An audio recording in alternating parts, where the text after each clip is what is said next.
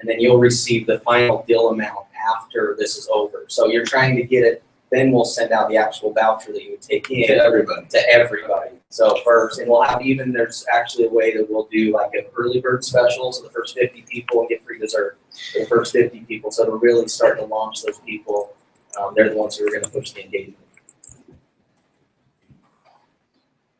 Would you plan to get this in front of people? How do you make this? Okay, real quick, Aptivada, we work with about 300 TV and radio stations already. Really are right now, just because this isn't a model that we want to do, we don't have a sales team. What we would do is push this more as a SaaS model. That's what we build our company as, and push this out to our clients and say, here's a fee. You go out, you've got your sales team, you've got your markets, you push this white label, that's a monthly fee, and we'll add on to either additional services or have a standalone product deal. But it'd be more of a SaaS model. That's how we would make money. And Pizza Factory pay you guys? Do you guys have actual revenue, or is that like this happened today? We started seriously yesterday, stayed up all night, working on this. So yeah, we didn't really have. And how this came about is working with our stations and how much problems they have with Groupon and social.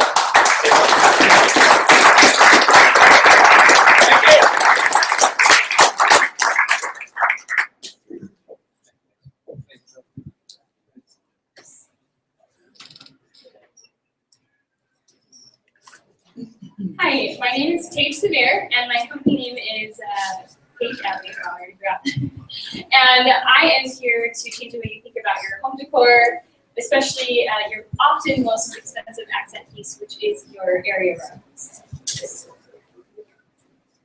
So let's say your wife comes home, she buys this area rug that's over $300, and it's pink leopard skin, and it's the latest fashion trend, and now you're stuck with this rug for a couple years, right? Because he wants to spend another $300, $500 on a new rug. Or let's say you buy a nice rug and your dog pees on it 5 days later, and now you've got to pay a carpet cleaning company to come clean your area rug. It's going to cost $50 to $150. Well, what if you could just peel the top of that rug off and throw it in the washing machine, or put on a different cover, another peel off the top and put something on that's fashionable and in style and wouldn't be near as expensive as buying a brand new rug. Well, I surveyed 80 people from ages 20 to 50 and up, and 60% said that the main reason why they buy a new rug is to change the style. 40% of people spent $300 or more replacing a new rug, and out of durability, cost, quality, ease of cleaning, and style, 40% think that style is the most important. And then the next important factor was cost. So what if you could get a quality rug that is machine washable and allows you to easily adjust to the hottest home decor trends? Well, I'm here to change the way that you think about rugs. So over here, I have created a rug prototype cover that allows you to cover a gripped base mat, and it would be an interchangeable design. Each cover you could slip over. It would be stylish and affordable. So Presley here is going to pull out the mat. And you could change it when it's soiled, throw it in the washing machine, change it for the seasons, holidays, fashion trends, whatever you want to do. So what I want to do as far as taking it to the world marketing and sales, I plan to sell my product on Etsy, also get well-known mommy bloggers to buy it and promote it on their blogs because they have thousands and thousands of followers, and also Pinterest, House, other social media applications out there. And as far as competition goes, this is something that I've been thinking about for over a year. And so I looked into a lot of, what's out there because I wanted to buy a cover for my rug that I was sick of. And I could only find one other company out there that created something that was kind of like a rug cover. But it didn't, it had really poor quality. They offered really few designs. And their actual design of what they were doing is a lot different than what I want to create. And the site was inactive. I didn't really see that they had been, selling to anyone. So I'm not sure, what was going on with that. But basically what I need to get this going and get my design out there and help all these women all over the world that, want rug covers is to, do some more customer validation research and development, and then also I would like to patent my product or my design to form a barrier to entry. So this is how I'm going to change the world with my art designs.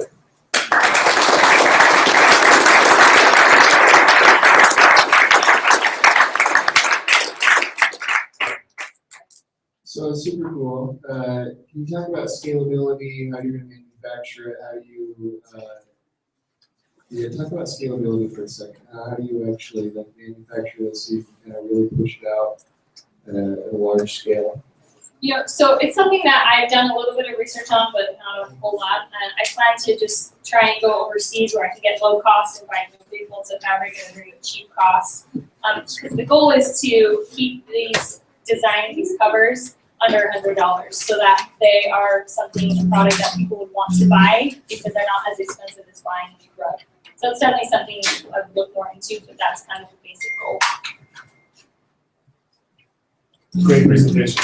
I really liked how you spoke about the things that you need. It was really good. Tell me what it is that you think is what's been the barrier to entry? You said you talked about this for the last, you thought about this for the last year. What's been your barrier to entry? Honestly, it's just, I just had a baby, 7 months ago, so it's just kind of finding the time and actually getting this started, and really, finding out what's out there, and luckily, because there's only that one pad that I can find, and it was their locking system, which is different than how I do my design. So really, it's just taking the time to just do it and figure out the right design to patent. Yeah, and actually so that's your barrier to entry. I was trying to, what about other people's barrier to entry? So you get this figured out and it's rocking. What is that patent? What is the secret sauce of that patent? So essentially what I want to come up with is that I would sell mats that fit specifically these covers. And the cover, I want to have a gripping base with them, and then also a way that the cover on the top wouldn't move, so it stays in place, and that would be machine washable. So the patent would be in the locking system of the covers and the base, if that makes sense. What you have back behind you is kind of a shag carpet, and what you had here was really simple material. Yeah, this definitely isn't an accurate picture. But can you get to shags, or is it you're gonna need to maintain those more simple materials? There are fabrics that have a shag, like at Joann's, you can go to Joann's and there's actually a shag fabric that you can use that is very similar to that. So yeah, that's definitely something that would be an option. 30 seconds.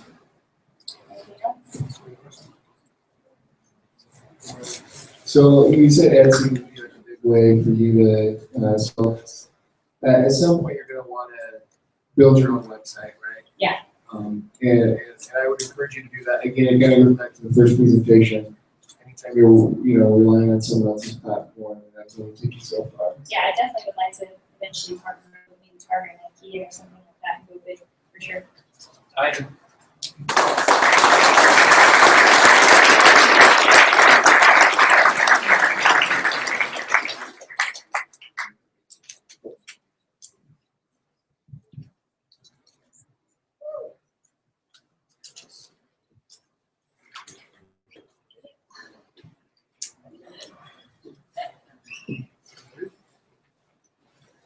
Good evening, everyone.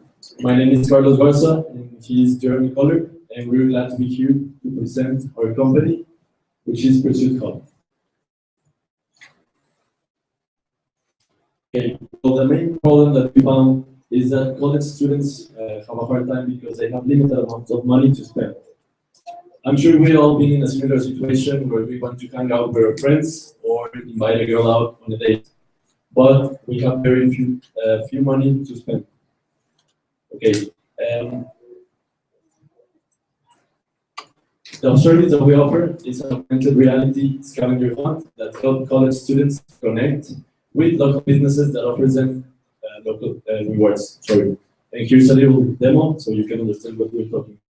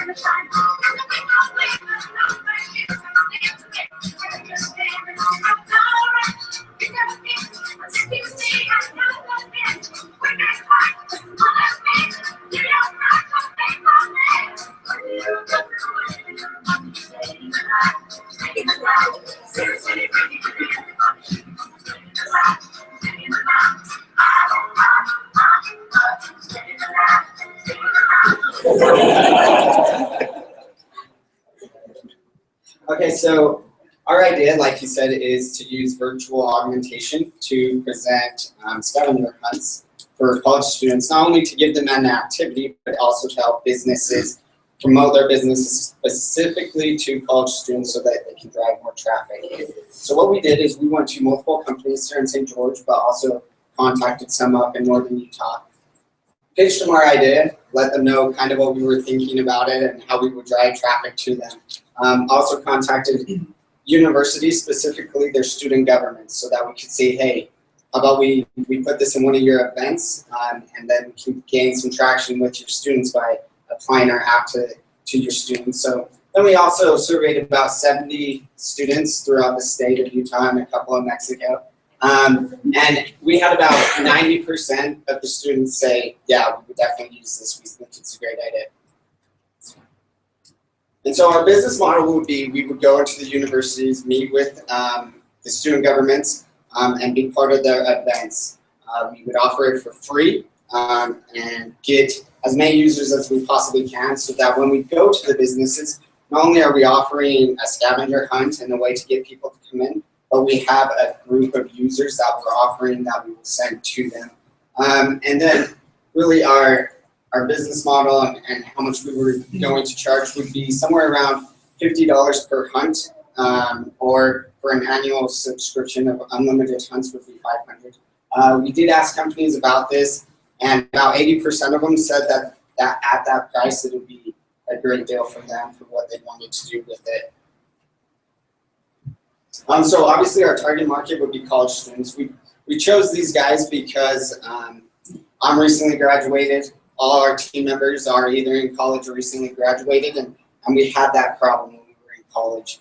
We wanted to do an engaging activity and have fun, but we didn't necessarily always have enough money to do it. And so this provides a platform not only to accomplish that, but also to help businesses increase their revenue and engage the college students.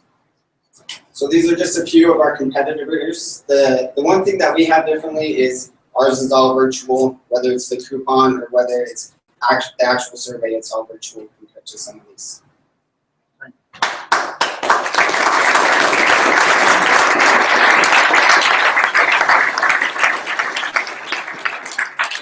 So talk about how you get students engaged, and not just engaged once, but continually engaged in order to make the revenue model work. Okay, we discussed it with other students and members of the team. We've all been in student associations before, and we found that it's a really good strategy, a really good tool to get more people, to make it more viral, like events or everything.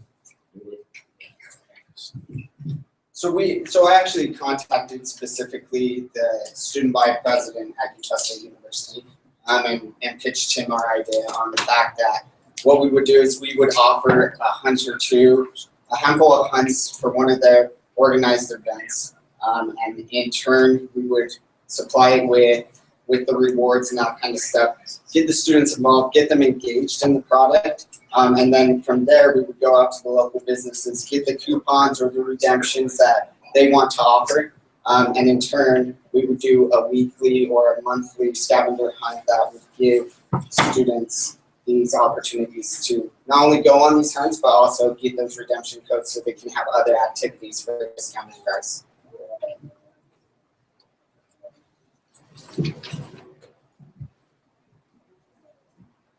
In your surveys, did you have the opportunity, how far did you get with the product, first of all? It looked like you had quite a bit of work that was done from your video. Right, so with the actual product, we have got it to the point where we can do an actual scavenger hunt. The app is almost finished, but yeah, on the back end, you can add a scavenger hunt and you can follow it around and that type of stuff. If you want to see, I can show you it, but. No, I thought it's fantastic. Congratulations for getting that far and for what you accomplished. Did you use the app in your survey process? Unfortunately, we didn't get it far enough along, early enough to be able to actually show them it. So the revenue is coming in from, tell me if I got this wrong, there's some kind of conversation you were having with universities themselves, putting packages together, and then the businesses are paying per hunt. How, can you explain that? Just clarify for me. Yeah, sure. So our idea was to incorporate with the universities, come up with a plan and a way that we could be a part of their events. So we would do the hunts all on our costs to get the users, and then once we had some users in the local area, we would go to the business, show them that we have these users, and that through our hunts we could drive those students to their organizations. So these hunts would be free to the students, but Free to the students. when they go, they have to get something from SWIG, so they know they're going to be paying out money as they go through this. Yeah, it's whatever SWIG wants to offer. Buy one, get one free, or free.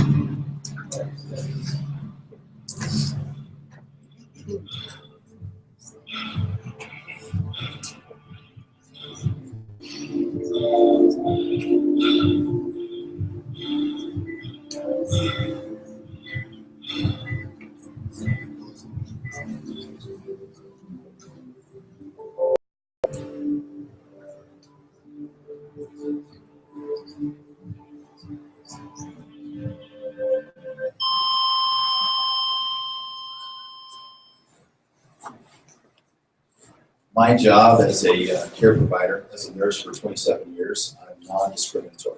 It means I take care of you at your worst time. I take care of you when you are not doing well at all.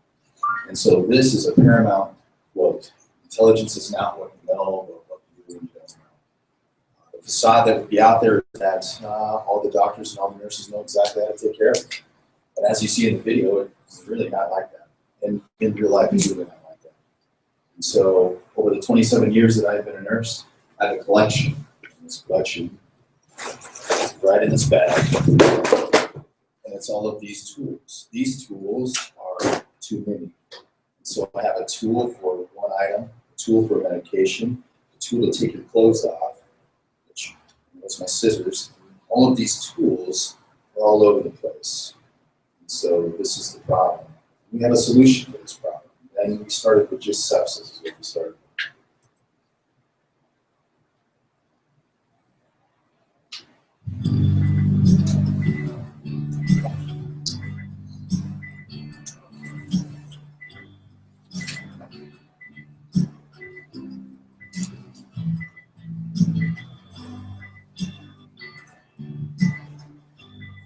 We interviewed nurses and doctors. We interviewed local nurses and doctors and care that 20 of those individuals have multiple modalities, just like I do, multiple tools like I do. And the key is that we have one proposed tool that we would be able to for quick reference protocols. And that is the type of thing we need. So the problem is that we're looking at sepsis. Sepsis is a disease that kills 200,000 people annually. That's only in the United States. And in the world itself, we can't even really get the numbers because there's no one else doing studies of that nature. There's no quick reference protocols. That's what we're looking for right now. To be able to do that. Only 10 to 30% of those patients with sepsis receive excellent care. That means that here they do give that quick care, but globally is what we're looking to be able to do. So our solution is Ghostwriter reference protocol app that it can expedite the proper treatment of that. Quick reference is what we're looking for. How does this solution work? The app delivers customized dosing needs, recommends medications to fit the body, kilogram weight, easy and friendly user interface.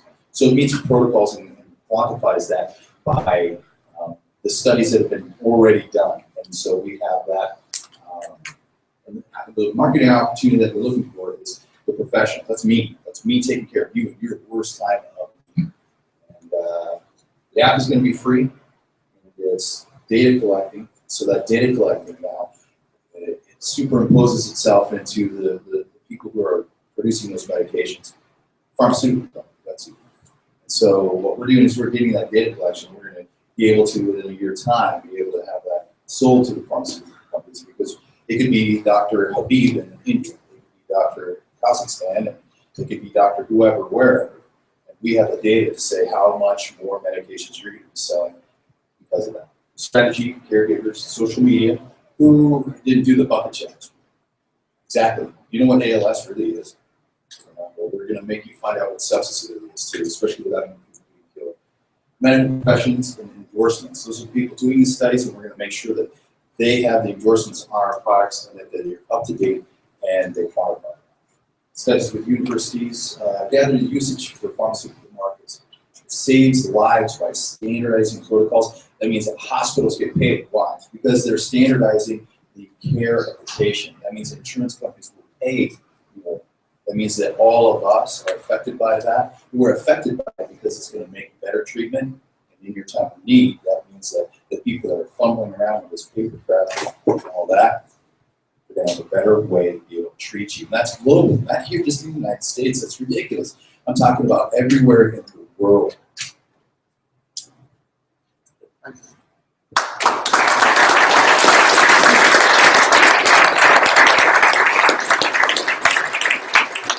Very cool product, very cool idea, and clearly you have the background to step into this field.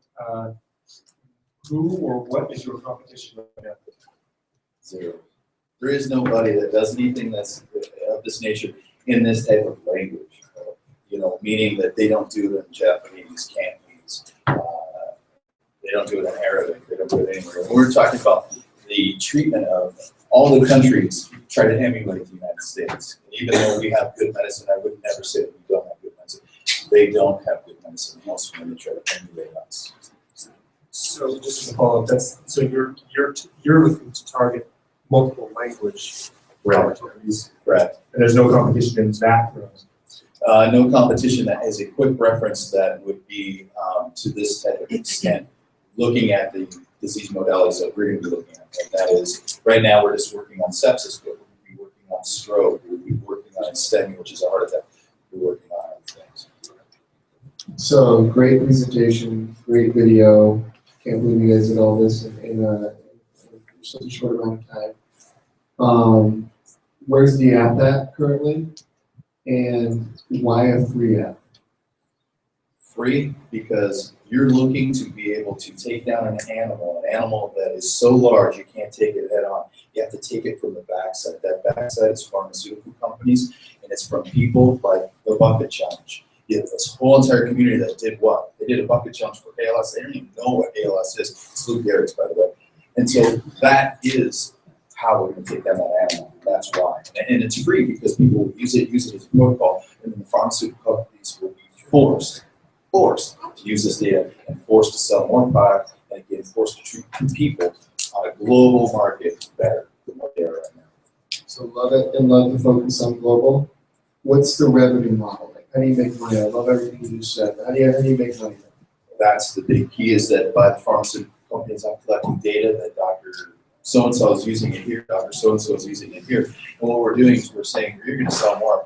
And I have this for free right now, everywhere across the world. And that is a marketing tool for you. It's marketing to the pharmaceutical companies. And they look like they're this great, wonderful, individual because they're helping out the world now. So it looks like an app on a smartphone, but if we're going into China, I would imagine 90% of those nurses don't have a smartphone. If the idea is global, what's the delivery for them? Right here in my hand. So this is a hard copy of what that app is and the medications that are here. And so that's where I started out, is I made my own. How do you gather the data that is so important for reselling that?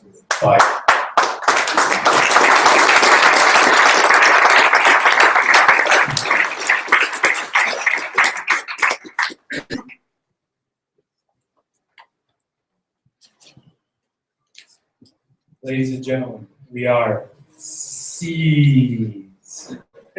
James, Josh, Hunter.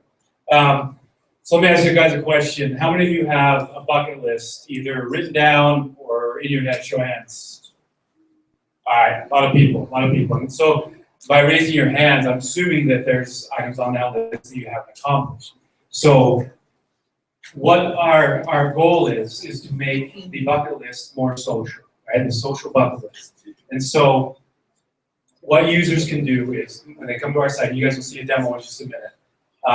They can create their bucket list off of some items that we have on the site, some achievements, and then we give them extra motivation because after they complete an achievement, is what we call them, they'll get points, and we'll have point levels where they can win prizes from us. And they can share out on social, that's why it's social, I have friends on there. They can share out their favorite social network. You'll be able to see other users on the sites, what they've done. You'll be able to suggest new achievements, new tasks to add to the list of activities, the list of achievements that you can have. And so, so James here, we have a demo of the app, and he's going to give us a little demo here, so you guys can see a little bit more. Okay, let's do this. First off, we have badges or activities, and if you click on one, you can read either the description or kind of what you have to do. So if you want to be a tree hugger, all outdoors, give a tree a healthy hug. Pretty easy. Points can lead to prizes, merchandise, whatnot. We can favorite stuff. Go ahead and favorite that. Let's go back. I'm looking for something more legendary today. Let's go to the categories. Legendary. L, E, G. Okay. Oh,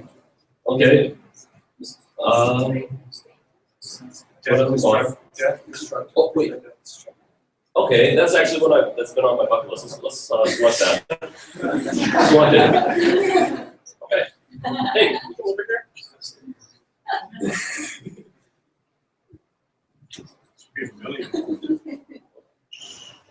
Take off 1,000 points. Look at that. Okay, well, what do we do next? Yeah, well, yeah, here we go. I'm on my phone. We have a prototype up and running. I'll select my phone, unlock. I have to select the picture just to prove it. We can't give away everything for free. Let's see, submit for approval. And we'll see how long the moderator takes.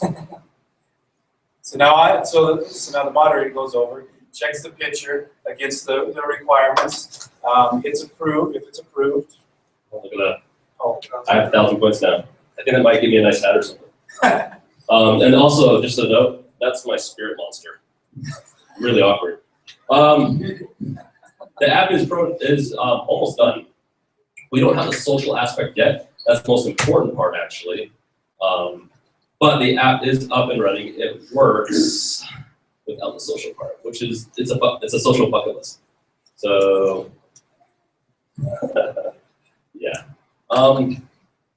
We hope to. Our market's going to be, you got Instagram, you got all those kids that love doing stuff together. Well, not so much anymore. They like doing it from their phones. We're going to try to get people outside doing stuff, completing their bucket list, maybe finding stuff that's not on their bucket list that they want to do. Just going through this, I didn't know I wanted to hug a tree until now. I mean, I got to hug a tree now. And I got 150 points. I might get a hat. Yeah, we want to make money through more like stealthy ads where companies can come in, hey, we want to pay for a few advertisements on one of these activities.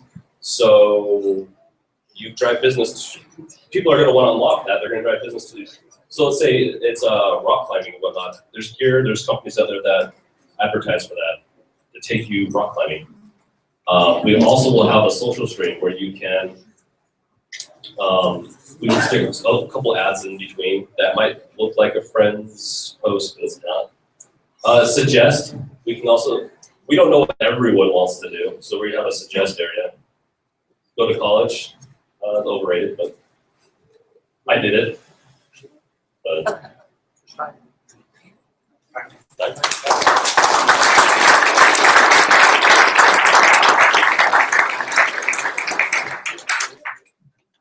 So I see that you're gonna get your revenue through ads. How are you gonna actually drive the end users to get involved with this idea? That's actually the most important part. I mean, with any of the social networking aspects, you have to get people going. Because if you only have one person, no one really wants to network, especially with me. I mean, no one really wants to network with me. I mean, I only have like a couple hundred people on Facebook. I see people 3,000.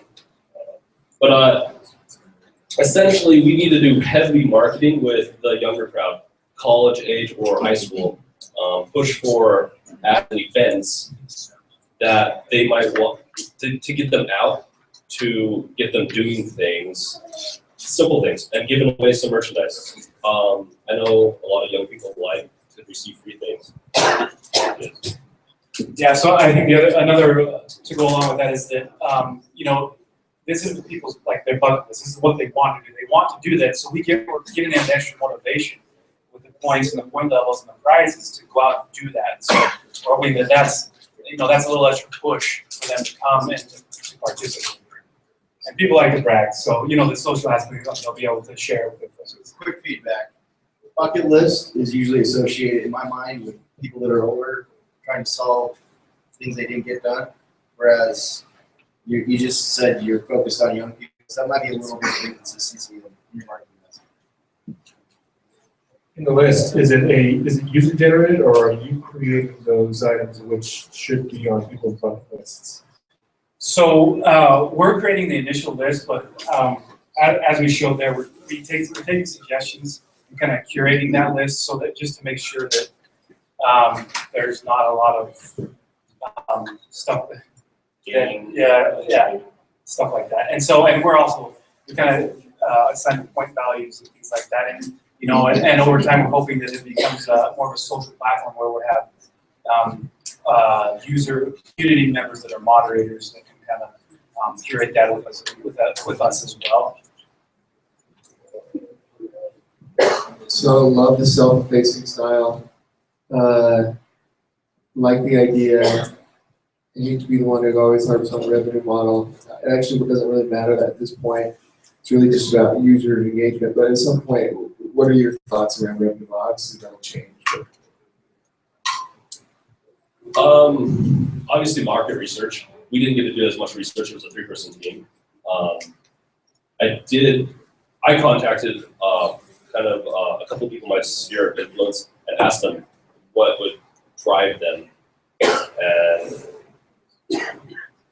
that's kind of what we came up with. But yeah.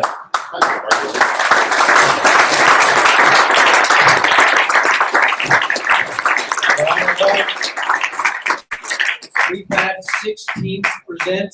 Do we have any early favorites? Don't Danielle know. It's a pretty good one. So we're going to take a little break, but before we do that, I want to do a little bit of logistics here for a sec. So we have pizzas outside. We're going to bring half of them in here. Half of them are going to stay up there. We have tons of drinks. Grab a plate, grab a ton of pizza. There's a lot of food, and we want to feed you guys. So we'll take a 10-minute or so break.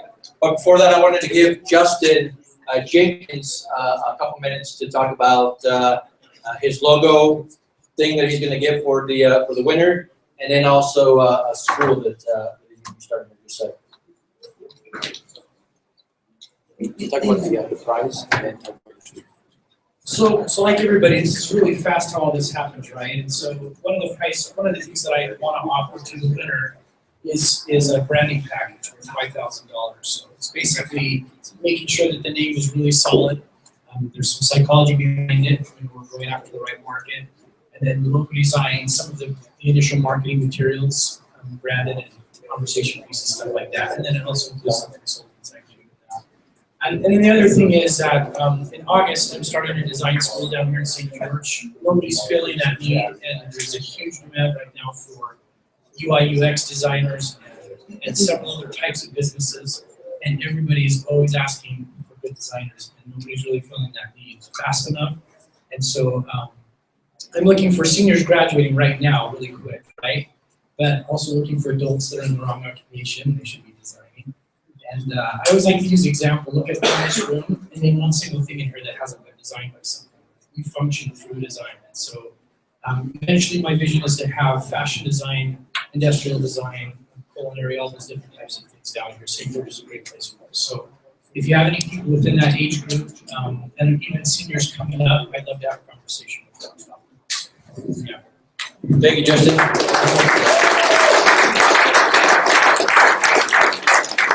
This is how it's gonna work. We're gonna get 10 minutes or so, grab some pizza, come back, sit down, take a break, and then we'll hear the rest of the pitches. After that, the judges are gonna go in another room. They're gonna talk about it for a sec. While they're doing that, we're gonna be in here, and Rusty is gonna be giving away prizes until they come back. But real quick, I know that the first night I talked about the person that took the best picture of me on Twitter and win a prize. So far, the leading contender is Paul Hill. He took an awesome picture, black and white. I'm gonna have it up for the rest of the few hours that we're here. So click away on Twitter. I'll be taking a look. Anyway, grab a ton of pizza, guys. Thanks.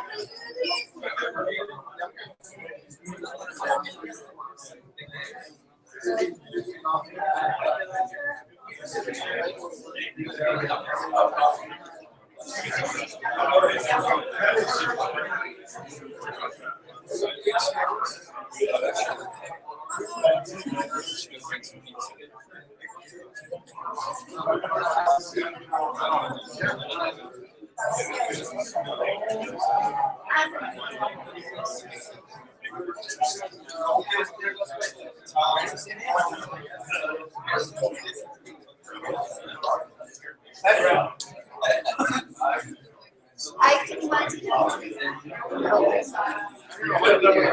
you saved the whole team. Really. No, I think it was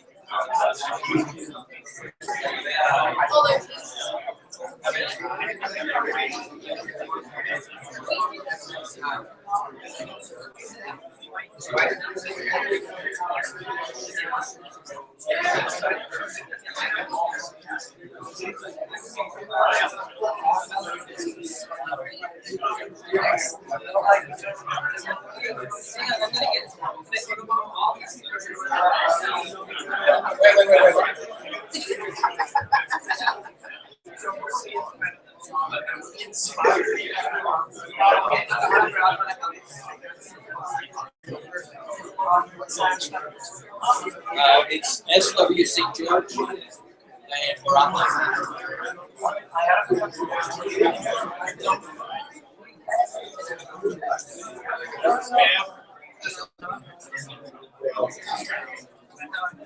The contest is take the best picture of me. You take the pictures, every time you take pictures, right? So next time you take the best picture of me. That's the hard thing.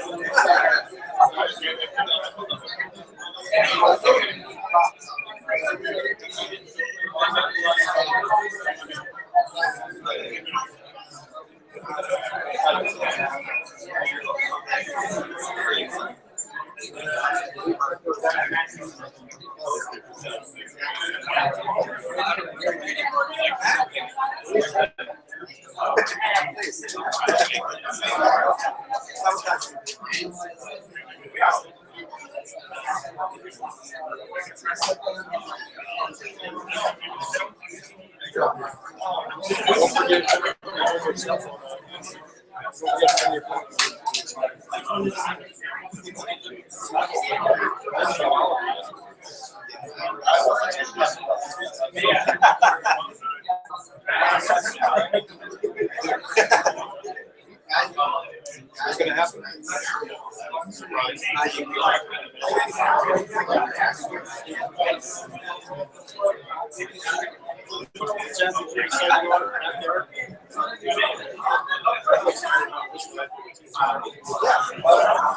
Hey, we're gonna get started. Everybody grab pizza, grab drinks, come sit down. File back in. Say goodbye to your friends. Sit down. Let's do this.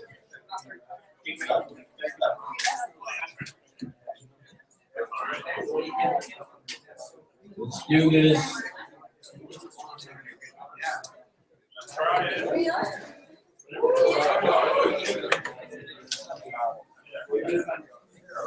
Grab some pizza. Sit down.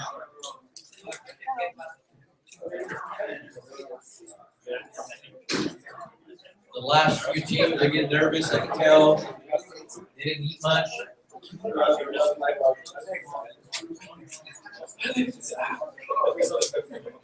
So anytime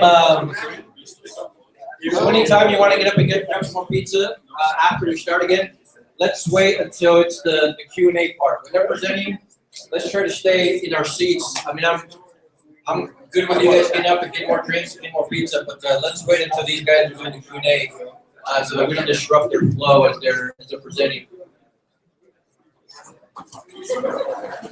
So we'll give another minute or so for the rest of these guys to come and sit down. By the way, during the break, one of my partners here, Jim, who's always picking on me, by the way, Easy to pick on, by the way. He called me out on being so selfish and self-centered. We're in a contest about taking pictures of me. But I'm the one with the mic, so it doesn't matter. The contest still stands. The best picture of me on Twitter wins several books, and I'll read the list of the books. One of them is going to be from Brad Harker, the presenter that presented The Power of Influence, great book, and a couple other books as well. Although I am changing the rules just a little bit. Now he has the mic. Shoot. I have the mic now, so I am now the judge of the best picture of ever. Oh. So the winner comes through me. You guys take all the pictures you want, but I'm picking the best picture of ever for the winner. He stuck my face. That's anyway, let's get going. Everybody out for the most part? Everybody back in? Yeah. Kelsey, you see anybody out there? Okay. Well, let's get to it again. This next team, Twist Man. You guys ready? Do you have the time? Let's go. Hi everyone, I'm Evelyn. My team and me built Twist Mat. The problem is that you can see here that 30% from the students in the school feel bored in their own classroom, and the 70% think that the material that they use is boring, that they didn't feel attracted. They don't feel fun to go to school. This causes that in every year there is a very high number of dropouts in the schools. High school, you can see 1.2 million students drop out from high school. Some people say that this problem comes from the student that feels that they don't have anything to do in the school. They feel bored. They feel like they don't need it. So some organizations like Code.org, Coursera, education institutions, universities are worried about that and are making courses more interactive for the users than the classic method in books. Okay, the students just they want to do it different with video games or stuff like that. Some pedagogists say that this problem can be solved with student engagement. It's based in interaction, exploration, relevance, and technology. If you get these three merged, you can make that the students feel more engagement to the class. So we built MatTwist. MatTwist combined these four elements that I have told you already. It's a web video game in which you can interact with the classroom, touching the surface. You can see over here that there are a lot of post-its over the display. You can see here one post-it, the door. Maybe you haven't noticed that over there are a refrigerator with a post-it. Many students doesn't know why are in their classroom because they only get to their seats and sit. They don't interact with their surroundings. Just we want to change this. Another is the same. Okay, MatTwist. We have here a model from Matt with touch sensors that have with here, with Wi-Fi hardware and access to the platform. Another, the kid just needs to touch one post-it and the signal sends and they can play. Revenue model, we want to make sales and retail. Another, go to market, we want to go to Kickstarter, make noise in social media. Another way, we can make not only math, just we can make code, chemistry, languages and words. The team, what we need. Okay, what we need. We need persons for marketing. We are all developers. We don't know anything of business. We need teachers, we need partners. If someone wants to join us, you are welcome. And another, like I just have 1 minute. We're going to see one demo, and here's the game. When we come over here, we have problems with the Wi-Fi because this connects to Wi-Fi. It's a Spark, it's one that we use. So it lost the configuration. So you just need to touch this one and press the button of this in our web page. So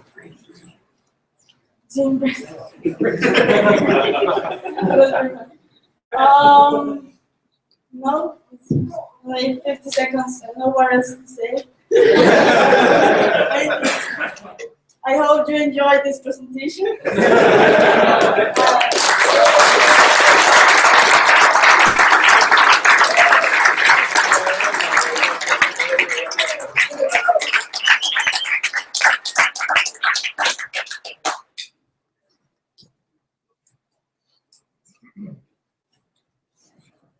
So this is a very, this is fantastic, just awesome. Thanks.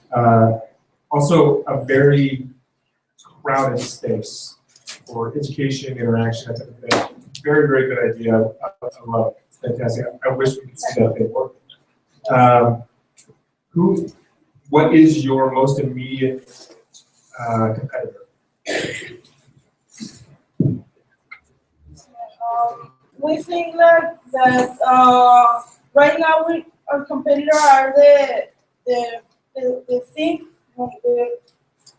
the teachers what the teachers think about the technology in the classroom, because many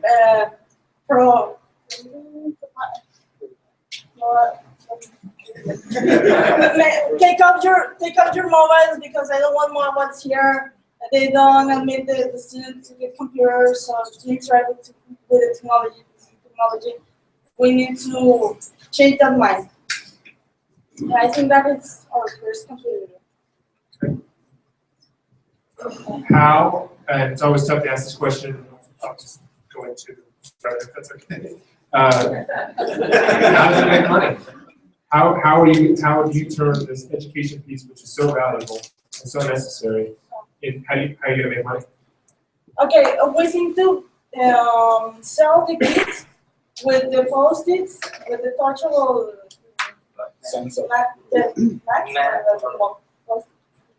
the Wi-Fi receptor, and if you buy it, you have access to the platform with all the courses or with all the teams.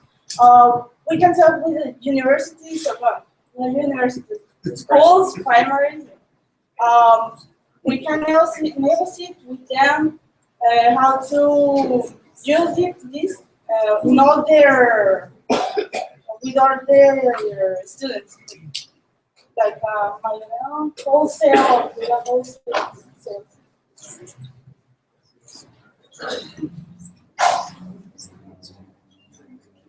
So now that we got the revenue model out of the way, let me just say, great presentation. That's not easy. Really great job. Thanks for doing that. I don't have a question for you. I just want to say keep going. Super great.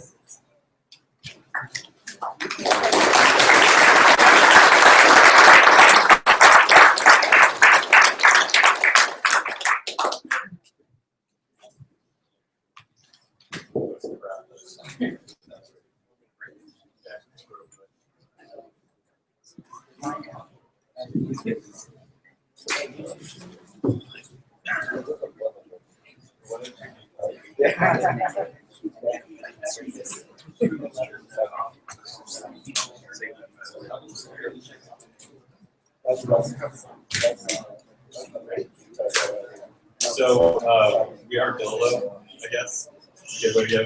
Which thank you to everyone for that helped us out throughout this entire thing. It is extremely helpful. I've never done a startup and really get to learn how to go through this entire process. So thank you everyone. So just to go like directly in what we were going to be rated on, customer validation. We contacted through a number of different things, mostly like the Facebook community groups and Google Plus communities. We sent out for the viewing of close to 500,000 users, and all of the response we got back was very positive, very reinforcing. We asked people what they wanted to see in a 3D printing source, a connection center. We personally have found through the communities that are, so everything is underserved in the 3D printing community. It's very open and it grew very, very fast, and there wasn't a lot of development for communication and infrastructure for how we should all work from person to person. So here are our points. Our target market is our creators. So we categorize people as creators, designers, and makers, and we group those people, and we are the medium which they communicate with each other. Execution and design. So our biz dev guy, he helped us with figuring out how to not make things look like developers made it. So, he helped us a lot with our marketing, figuring out how we would actually make money off of this and everything. And then, to our demo deck. So, almost. So we have create, design, and make, and those are types of people. Here's basically everything that's on our PowerPoint. So creators can come here, and they're the people who have the initial design, but they don't know how to take it further than just a design. So we have the thing here so that people can contact people if they want to get an idea. If they know how to do something, but they don't have an idea of what to do with it. Designers, we have here, normally creators would contact designers. And a creator is someone who has an idea for a new innovative product, but they don't have the means to do all of the 3D modeling, all of the CAD drawings, all of the computer side of manufacturing, basically. So our designers are a crowdsourced team of people who will take on a task from a creator and then pass it on to a maker. So makers, we're going to be targeting mostly maker spaces, local maker spaces. So we'll tie it all in together so that a creator can go from idea and conception to a tangible product that was manufactured in their local area, and we'll take them through the entire tool chain. They don't have to use multiple services to go from, I want to go here to design it and then download that and upload it to this place to print it and they'll ship it to me. We don't want to do that. We're going to make it a community thing where people can come and it's very closed for location. So you get your stuff done fast and no shipping costs, so it's very low cost. And then, so our whole thing is we're building up a database of models. So if you want to make a product, you want to go see if it's already been made. So we'll have here, under Discover, just all of this so far is all of our projects that we put on here. And anyone can come in and create a project for free if they want, and it'll be public domain. And then you can go in here to a repo. So this is, every nerd in here will know this is a Git repo.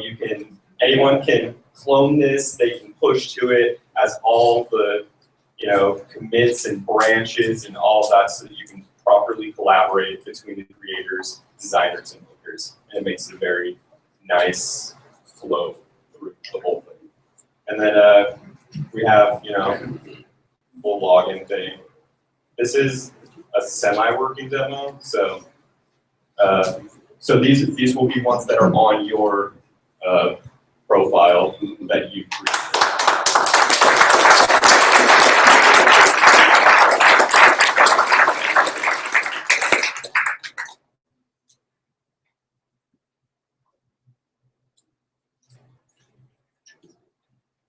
All right, so the revenue model on this one, first of all, I really like this idea. I think that's cool. And the 3D printing space is huge, and crazy. So but how does bringing these three groups together make money? Yeah, so what we want to do is we want to facilitate, like, hold hands throughout the entire process. We want to go from, if a creator wants, they can pay the designer, and we take a commission off of what they pay the designer because we're the central hub of communications for it all. And then, you know, if they want, they can, a creator can go straight to a maker in their local area with what they've been, you know, with what they got from the designer, and we'll take a commission for setting them up too. So we have two points of sale there, I guess, where it's basically we're making money through making it easy for everyone to communicate with each other. So you've got the GitHub side, if you will, and you've got the Elance side as well. Yes. Combined, right? Yeah. Those are kind of two core concepts. And they'll work in tandem. So what we want to do is, if you want your models to be freely available for anyone else to go and download, we'll like discount what you paid so that we can freely distribute your model in order to get us to become the central hub, the go-to place for if you want to do something with manufacturing, with local manufacturing. So you thought through how you corner this market before you have copycat or jump on board. So that's a huge thing is there's a huge market for this. There's a few million printers out there that people have made, and because 3D printing's huge, everyone wants to make one, so they'll make a 3D printer and then it just sits there. People don't use them a lot. They'll make like 10 knickknacks and then it'll do nothing in a makerspace somewhere. So we're using those printers, and there's always people who want to come up with ideas. You know that as entrepreneurs, you know, people always have ideas. And then You got limited time, so what he was actually asking, I think, was who are the competitors? Oh, How are okay, you gonna right. box So them they're out? better. So MakerBot was a huge competitor. They were an open source platform. Maker what? MakerBot. They're a 3D printer company. But then they got bought out and went closed source, and the entire community rebelled against them because they were claiming intellectual property rights on freely distributed files. So everyone hates them, and they were the go-to. So now everyone's in a limbo of like, hey, we don't want to mess with the rude people, but we need something to go. Shapeways is a online 3D venue where people can go and submit their designs and get it printed, but they don't do any design work. Yeah, you have to come up with design. Yeah, and there's other places on the web.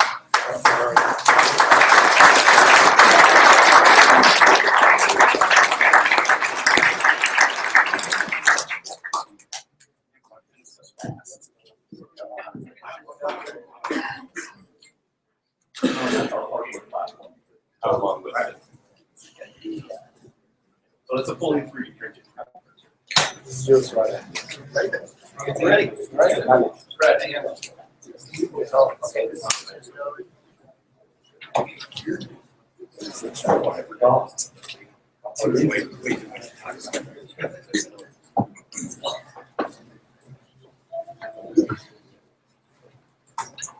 hey everybody, my name's John Burkett, and I'm here to introduce y'all to Backyard. We're going to tell you what's happening in your backyard. It's pretty universal. When people hear sirens, you wonder where the police are going. When you see smoke on the horizon, you wonder what's on fire. Our app is going to tell you. We're going to help you know what's happening near you and your family wherever you are. We're going to also let you share local news with your neighbors, and we're going to keep you safe. You're going to know about events that affect your family in the area.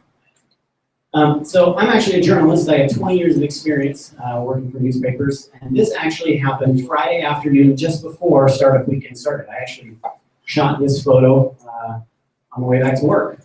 And while I was there, I happened to notice there were an awful lot of other people taking pictures of this same exact fire. And posting notes to social media while they were there. So what's the problem with that? Well, those people probably put all those photos on Twitter or on Facebook, and unless you're friends with them, you're not going to see them. If you want to know what happened, you can't find out what those people posted. Our app, because it's location-based and crowdsourced, will allow you to see what other people post in the area. So by virtue of being at the same scene or being in the same town or in the same neighborhood, you'll be able to see what other people post. And also, you'll be able to see what newspapers and television stations post. So after the scene, after the television station, the newspaper reports on that fire, they'll be able to post a link to their story as well. So you can get the in-depth story that'll also be geotagged and located to the scene. So $30 billion, that's currently, give or take, the value of Twitter. Now there's a professor at the City University of New York named Jeff Jarvis who wrote a book called Geeks Bearing Gifts. And he talks about the value that community journalism has. And he says it's an incalculable number, that the public's effort is so large it seems incalculable, the economic value of that news. He says that some smart startup providing a platform to capture that value, like Twitter has done, we're that smart platform, we're that smart startup that's going to capture that value. Because Twitter is also about cats, and we're not going to have cats. So, our target customers, we're going to actually launch this here in St. George. That's kind of our target market. Because we've got a small market here that we can target. We've got a small number of media companies here in St. George that we can partner with. And we're also going to target college students at Dixie State and SUU. We actually went around campus at Dixie State earlier today and talked to a lot of college students. So most of the college, actually every college student that we talked to was ready and willing to sign up for our email list. We also talked to some millennials and some parents that were at a soccer game down there on campus. And most of them were willing to sign up for our email list. We had a couple that didn't want to, and that was mostly because they either had flip phones and weren't interested in technology, or it was, we had one lady who just didn't like having her location known. That's that. Our marketing plan, we're going to gather emails and sign up potential users at local events. We got 75 sign up. Just today, we signed up 75 people. We're going to push our brand on social media. We added 28 followers today in the first 24 hours. We're going to also partner with local media outlets to spread the word about Backyard. That's the thing about this app, is local media outlets are going to want to use our app. They're going to want to drive traffic to their website because they can post links to their stories that are all geolocated. So if something happens in your backyard, if they've got a story about all the burglaries going on in your area, then they'll post it and you'll link to it. So I'll show you the app real quick. I only have a minute left. This is the app. So that's what a post will look like. And if you want to add a new post, you click the plus button. And it'll bring up. Oh, show the judges, yeah. So if I click that plus button, here's where I can type in my text. Here's where I click that photo button, and I can choose a photo out of my photo library. I'll show everybody else that. And I pick a photo or a video. So I pick a photo, I add the photo, and then I click the green button, and it uploads it to the site. And then you can see the list of stories. The list of stories is all there. Those are all going to be in order from the closest to the furthest away. You're going to ask me about my revenue model anyway, so I only have 3 seconds left, so I'll wait until you ask the question.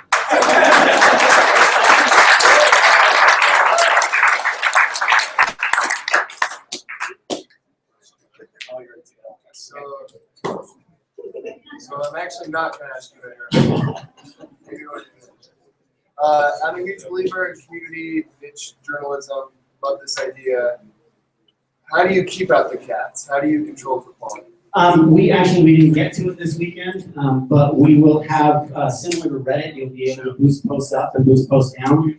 If you have a user that continually posts offensive material or continually posts stuff that just isn't relevant and keeps getting voted down, eventually they'll get to the point where they get booted.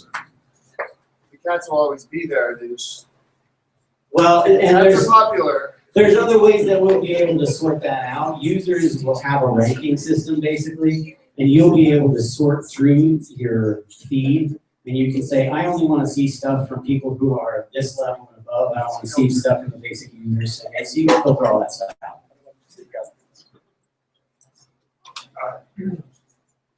Excellent. Excellent work with gathering email addresses getting followers. That's very good. In the survey process, you're already out there engaging. That's awesome. Really, really good job. My question is in line with, you mentioned Twitter, you mentioned Facebook, you mentioned sources where people are already posting information. How are you going to persuade people instead of thinking Twitter first, thinking backyard? Well, see, this tool is perfect for media, and I think that's part of the key to it, is that it's a source that media organizations are going to want to use. Because I'll give you an example of baristas. I don't know if everybody knows what happened with baristas. Baristas is a store out in Hurricane that had a bowl that they put a big, large unit on. They took the unit down, and then the unit went back on Thursday afternoon. Media organizations in St. George found out about it on Saturday. If we had people who were using this app, we would have known about it on Thursday because people would have been posting it. So I think media organizations are going to want to do stories about it. They're going to want to get people to use it, and that'll help us get the word out. So that's my question though, because I knew about that through Twitter on Thursday, even though I didn't have that, even though the news organizations wanted to get up on Saturday. How do I convert from, how do I say I'm using backyard instead of Ideally, and being a person who works at a newspaper, I know that if there were a way to be able to see everything that's going on, Hootsuite right now does a location-based Twitter feed. The problem with that is you see everything on Twitter. You see all of the cat pictures and all that. My coworker who keeps that feed up on Hootsuite actually hides it on her desktop because she's had naked pictures of men show up in that Twitter feed. So ours is going to be a lot cleaner and a lot easier to use. So. I got 5 seconds. Mess you up like that last year. Well, the revenue.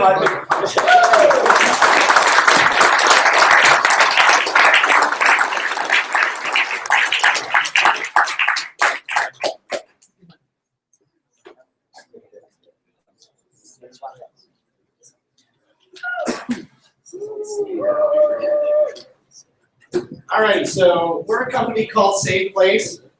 Who in here, while you've been sitting here in presentations, has thought of a question you'd like to ask somebody, but you don't really get asked it? Raise your hand.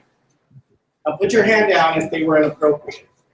Because we still have some good questions, right? But right now, we don't have the forum to ask them. Only the judges could ask questions at the end. So let me tell you a little story. About 10 years ago, I started a company called Applicant Pro. Been running it for the last 10 years. We started with a really small team, and we were all on the same page, right? We talked every day. We engaged in conversation. We started to grow. We hired people outside the company. And we have to spend time engaging them and explaining, here's what's going on. Here's why we're doing things the way we do it. As we continued to grow, we had employees who had questions that, honestly, I couldn't care less about. I don't take paid time off, right? I know what churn means, right? We get farther and farther away from engaging the average employee as an owner, and they have lots and lots of questions. As this continues to scale, like we're at like 70 people are engaged, whether they're employees or contractors. Our employees have questions all day long that they don't ask, that we don't answer, that we have no idea that they have them. It is a problem. We did a survey. We talked to 150 employees through SurveyMonkey. 74% of them said they had a question at work, but they didn't ask it. And so we wanted to dig deeper and said, well, why not? We asked them a multi-select question where they could select a bunch. That's why I did some to 100. The main ones were I was afraid, I felt stupid. I didn't want to be the one asking the question. They still wanted the answer. They just felt stupid attaching their name to it. It doesn't mean it wasn't valid. It probably is still bugging them today, right? And so part of it could also be their personality. We do some behavioral assessments, and you've got this kind of slide between assertive and submissive. Let's face it, we're in a room full of programmers. The majority of you guys are not hyper assertive in asking your boss a question when he's not a programmer. You still have the question. It's still valid. You might want to bring up, hey, I don't get why we're programming it this way, but you don't, right? So it isn't just complaints or gripes or questions about pay. It's questions about product and target audience, those kind of things. We surveyed 150 HR managers. This was just since this morning, so on a Saturday. There were enough of them engaged that they responded back. 72% are looking for a solution to this problem right now. We actually had, I think, 30 sign up. They wanted to beta our product. So current solutions out there, anybody can create a survey. There are survey systems targeted toward employees. That tends to be a conversation from the employer at the employee. they set the question and ask, for a response. Ours is a little different. Our concept is to take and put the power of the question into the employee's hand. So anybody could sign up and create a group. That group might be a company, it might be a department, it could be a school group, a school class, and invite a bunch of people to it, and any of them can ask a question, any question they want. Now the downside of this would be we would get questions that aren't great, or it might be borderline offensive. And so the crowd has to approve. There's two options. One is HR could set up the system and they could approve the questions. They still wouldn't know who asked them. Or the crowd can approve and they can set it up to say, well, look, if 3 people say this question's not offensive, then let's go ahead and ask it. Members log in and they are asked the question. They can either put in a response or say somebody else's response is great. And then they can go search through the results and read those results. So you might get a question about churn or pay time off or any of those types of things. The idea is this is completely anonymous. The asker's anonymous, the answer's anonymous, not just like tied to a bogus username. Like there's no physical way for somebody to track them through the system, except for of course us, but yeah, that's about you building software. So business model-wise, we kind of came up with 2 models. The normal, kind of boring one, SaaS for companies, fairly safe. We've already got traction and people are engaged in it, sell it on a monthly fee. The opposite one's a little more disruptive as far as letting an employee introduce it into the organization and let them spread it. Harder to get to a rev model, a lot more attractive to kind of create an undercurrent communication platform that the boss may not even know about. And so, it kind of depends, I guess, on what the goal is, but if revenue is not the goal, I believe this would scale much faster as far as engagement. Launch plan, our MVP platform we completed this weekend. It's actually ready, a little bit more testing just to make sure it works right, but we have 30 companies who are willing to beta it. Our initial idea was a freemium to upgrade based on users if we sell through a normal SaaS to the corporate. We'd like to do some testing with kind of introducing it under the covers, but and we believe users will find other uses for it, right? They'll take it home and use it for their family reunion or something like that. That's it.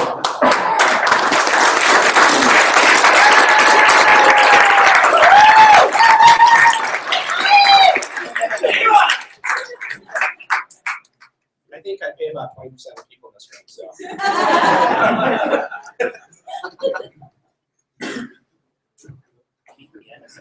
Those were anonymous. Yeah.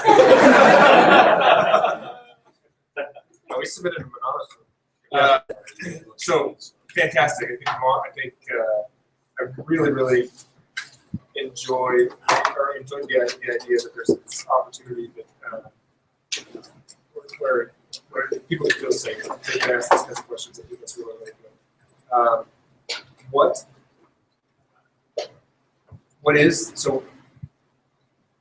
What's the competition? Right? You showed like a survey monkey, but inside of a business structure, inside of a right. So most of the competition is again aimed at HR creating a survey and sending it out and asking it. Some of it is a little on the anonymous side where it's like, hey, we'll create the survey, but of course you won't we won't know your name type thing, which is like $5 per month per employee, which is fairly insane pricing model for something. I mean, a 100-employee company would be spending $500 a month. Which company was that? I think it was one of them that was on there. Okay. Yeah, but most we looked at 5 or 6 of them that were very similar, very high priced, which is surprising because it's not that difficult. But again, it was very much aimed at HR decides the concept and pushes it out, which also has some, when the results come back, they're not going to tell everybody. They're going to filter it. It's going to come from corporate. If somebody asks a question that's uncomfortable, but it's a good question. I think from an employee standpoint, there's bugs in it because anything coming from corporate has bugs. I mean, we don't trust it. So, how would you, the more disruptive model, how would that work? Go into a little more detail on that. So yeah, so our thought is we can go out and engage somebody like a sales manager or sales rep, anybody who, because in theory, somebody who sets it up and invites people through our system, they don't know who the invite came from. It's just, there's a group at XYZ company, and there's a group of Pasta Factory of employees. Would you like to engage this? So the people who get invited don't know who invited them. That group owner technically could moderate it, but nobody knows it was him or her unless he said something. Then those people can invite other people. The moderator could approve them, say these are real employees. And so that's kind of the idea. I think that has more potential for scale because when that's the concept, the idea that it's an undercurrent, you're probably more likely to tell your friend about, hey, we got this cool thing at work. Our boss doesn't even know what we're saying about it, but this is what we're saying and this is how it works. You should try it out. Whereas if it's corporate model, then employees don't share corporate model software like that. They do, but not the same. So harder to pitch a rev model, so I can't come and pitch to you and say, oh, we're going to run it this way, and we have no rev model at all. But sell their data, look for unhappy employees, and offer them jobs would be a potential rev model in the disruptive strategy because we have a lot of data analysis and we do know who it is.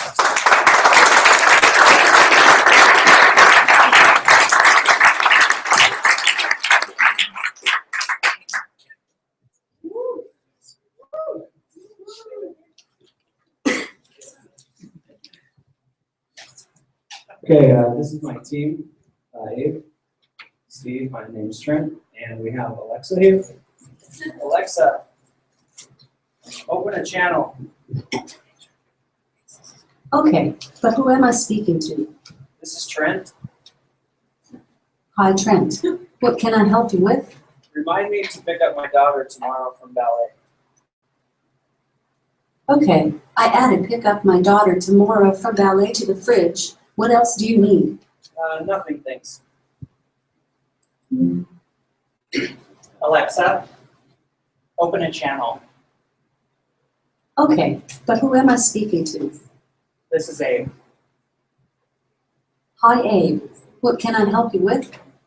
We need bread. Okay, I added bread to the shopping list. What else do you need? We need apples. Okay, I added apples to the shopping list. Did you know that your local Albertsons store has apples for 50% off this week? Just saying.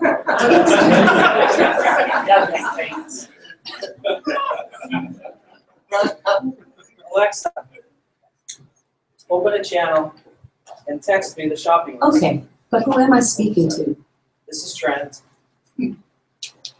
Hi, Trent. What can I help you with? Text me the shopping list. Okay, I sent you a text with a link to your shopping list. What's next? Nothing.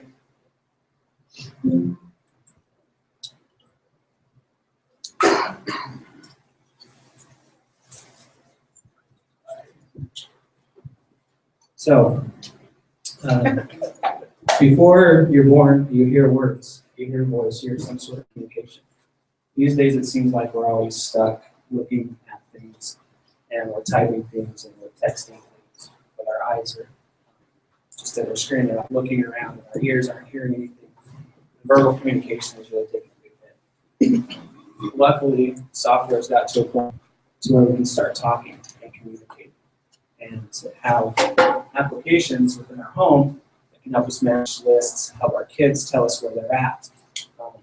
We can have virtual post-it notes on the fridge or shopping lists that are updated. I can be at the store and I can say text me a shopping list, or I can go to the page. And when I check it off, check something off, my wife at home sees that it's checked off. She can quickly add something. She's making some cookies, she's adding sugar, push it up to me, and I can see it. The idea came out of actually one of our employees wanted to have a shopping list for Costco so they could see, they could know and share with us what they wanted from Costco, and then we went to get it. We'll do that, but there's a number of different applications that we could do with this. So this is Alexa. Tell us a dirty joke. What is brown and sounds like a bell? Dung. This is the Amazon Echo. We had the Amazon Echo, and we had access to the developer kit. And here you can see what we've done. We've been able to teach Echo our application and communicate with a back-end service, and then also build out these things here. So. Okay, can everyone pull out their phones and turn them off silence? Make them ring. Echo. Sorry, that's Echo. This. Alexa, open a channel. Okay, but who am I speaking to? This is Trent. Hi Trent, what can I help you with? Assemble the minions and tell them to launch the rocket.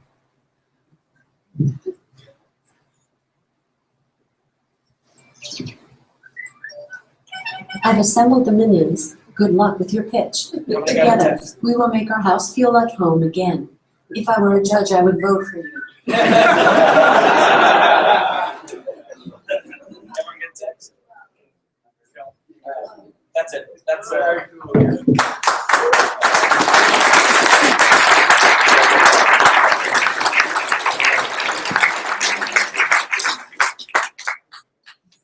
So voice recognition, is this working now? Voice recognition, I usually have like 5 minutes with every new device, and then I never use voice recognition with that device ever again. What's different about this system? I mean, is it that much more advanced? And I noticed a lot of code, essentially, protocols that you guys have kind of memorized to communicate with in a very precise way. Is that a challenge? Yeah, it is a challenge. The machines are still learning to process natural language, but we've picked up a lot of. The nice thing about the Amazon platform is that you can chunk it, and so you can say if it was if I was my father, and I said, okay, this is Belle, then it would recognize that user as Belle, my daughter, and then she could say send a text to mom and say this. So that's how we have differentiated. We can actually have users within the system within your home, and then they have different commands for that. And the idea is this is not a device, it's your house. It just works. So it's not like a device. You take one of them. But so the voice recognition is just wherever I'm at in my house, there's microphones. That's it. And then there's a tablet on my fridge, and this gets built based on what I just commanded. That's not what we built this weekend. Yeah, right. How long until the Echo platform is available to the public? So right now, these apps are right in the nascent stages of beta, and they're just getting ready to start releasing them within the developer community. I just got a text like 2 days ago. I got the app kit earlier this week, like midweek. The text that, hey, we want to start getting these public to at least the developers. Right now, Echo is still sign up for an invitation, but Amazon's kind of testing the waters, and within the next year, it'll be a public thing. We hope Apple will do something with Siri similar, open up that Siri again. Thank you. Okay, good question. I'm just rubbing. Did you hear that they said that Walmart had apples for 50% off? So we can aggregate a lot of data. Do that. You don't have a lot of time, but this is awesome. I think the one thing you're going to need to think about is, so it's going to have to be pristine, it's going to have to be perfect. I mean, if people get super annoyed with this thing, they're just going to take the whole system out of their house. And you're competing with like Evernote and Wonderlist and these type of people. And you got to think about how important voice recognition is compared to the simple simplicity of having those on your phones. Yeah, so what we're looking at is correct.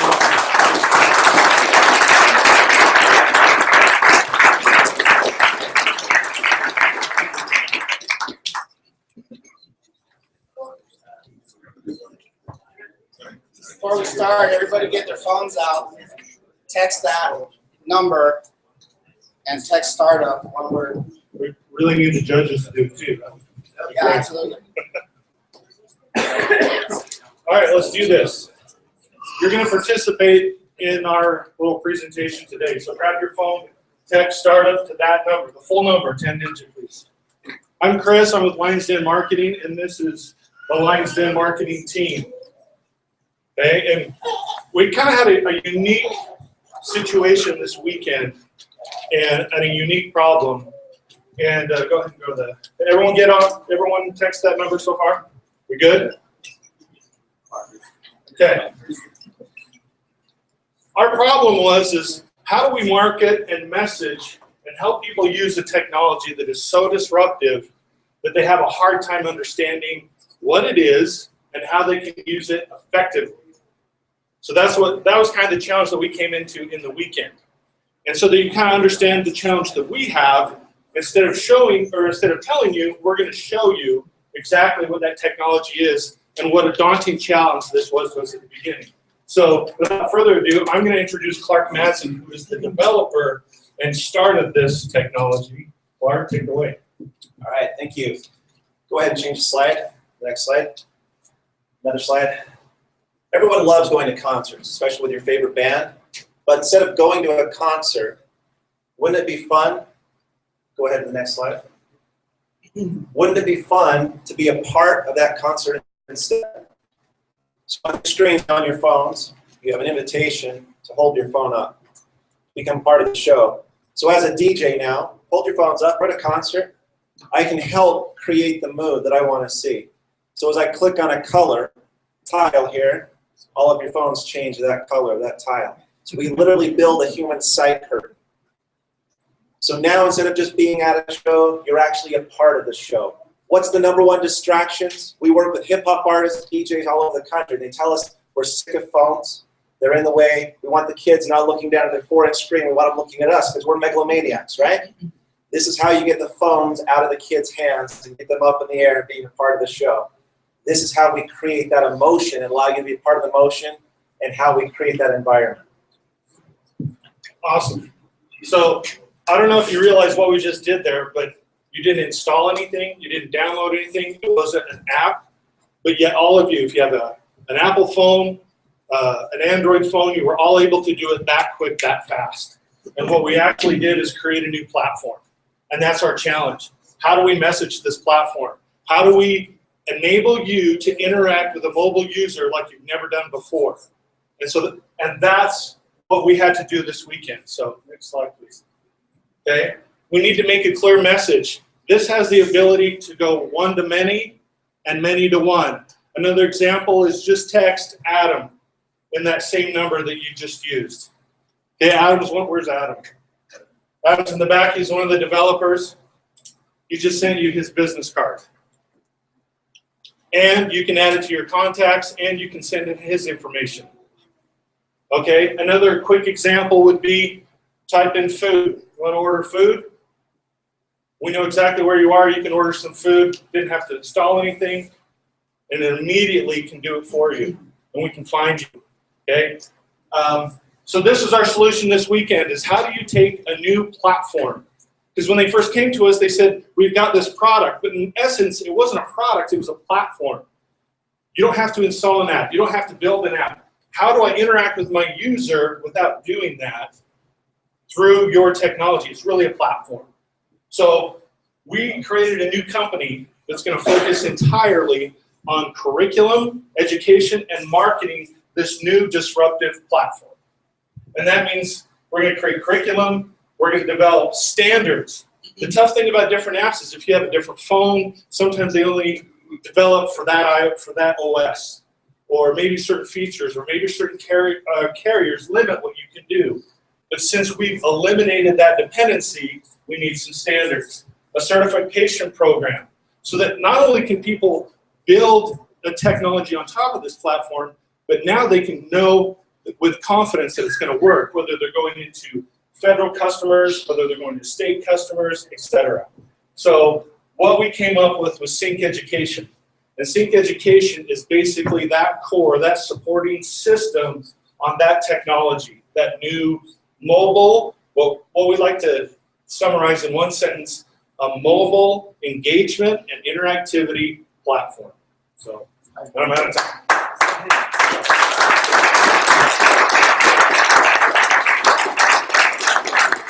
So on your phones, there's a poll. So you can go ahead and poll, and your results will pop up right here. If you want to do a selfie and send a selfie to that number, it'll pop up here as well. So questions, guys? That wasn't.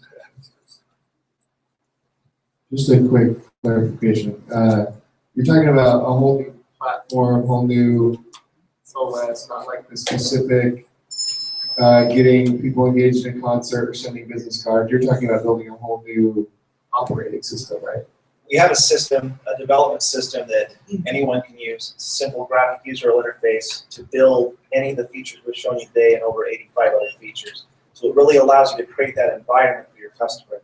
instead of having to spend $15,000-$30,000 on an application, a business user themselves can create the same environment quickly, easily, and it's updatable. You can change the data instantly. It's all based on a phone number? Yes. The product that you guys came up with this weekend was the education piece, right? To teach somebody how to use that tool that you've already created. Okay, so how far along did you get with that process? So we actually started at the beginning, taking the customer and what kind of experience are they really looking for? Because they were out pitching this as a product, hey, the technology's great, you can do this, this, and this, but people didn't get it and they didn't understand it. So we started kind of at the beginning. And really it's that experience of one to many, many to one.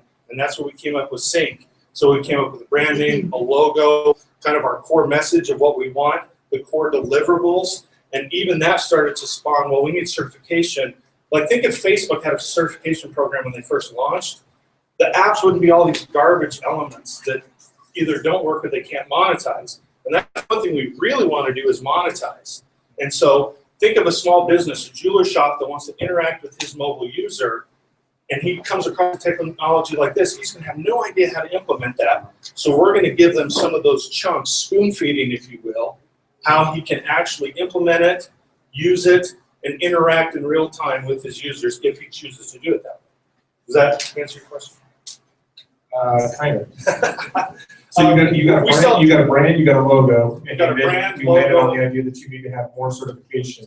Certification, curriculum, even some flagship projects so we can show people. Did you get any of those things done this week? We have a basic structure of a framework to the education. Okay. So describe the revenue, like what is it coming through just charging people to get certified on how to use this technology? That's just one chunk of it. Think of a game development engine like Unreal Engine, where they can build all these bolt-ons or things. They actually pay for access to the engine itself, but then there's all the supporting elements around it. The training, the education, the mods, everything that spawns off of the platform. And we could literally... So access and then... Yep.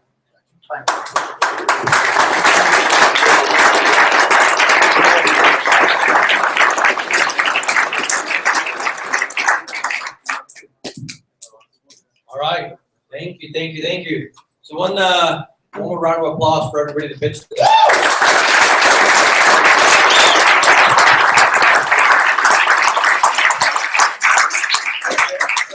don't know about you guys, but this was pretty good, right? Some pretty good companies, some pretty good pitches. I'm very happy for the quality of work and the entrepreneurs that showed up this weekend. So this is what's going to happen for the next little while. We're going to get all the judges and Todd to go into another room, talk about what they've just seen, and then they're going to come back out when they're ready, and we're going to pick the top three, or the top three in that order: number 1, number 2, number 3, and we'll go from there. So we'll excuse you guys. Everybody else, we're gonna get somebody to go get Rusty. Time to go. Will you grab her? It's time to give out some prizes. But before we do that, I need some help. Diana, help me. Yes. What do I help you with? So let's. What? I can't write?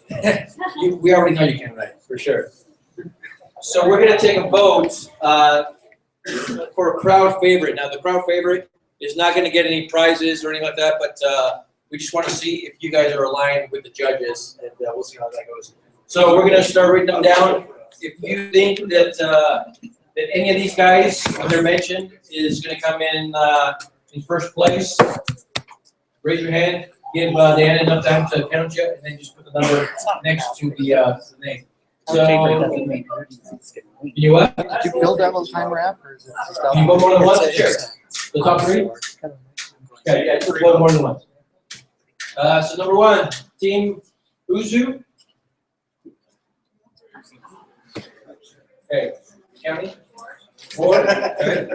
I'm gonna mean to embarrass anybody. We don't mean to do any of that stuff. We just wanna, maybe we do, I don't know. Number 2, Deal Claimer. You can vote more than once, folks.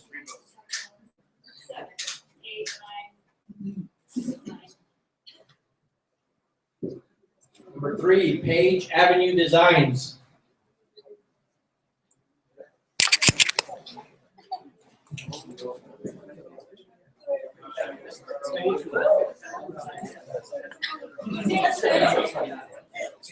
Whoa, whoa, whoa. Number 4, Pursue Hub.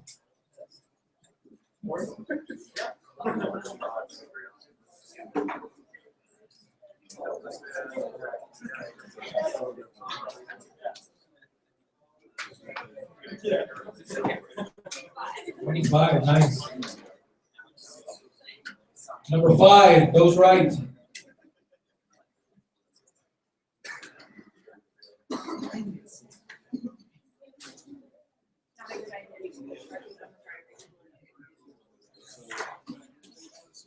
Number 6, Unlock Life.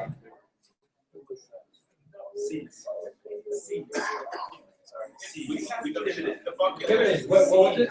C's. That's it. C's. Okay, number 6, C's. They get good. Sure. Yes. How do you spell it? Oh, C's. Okay. Are we done with this?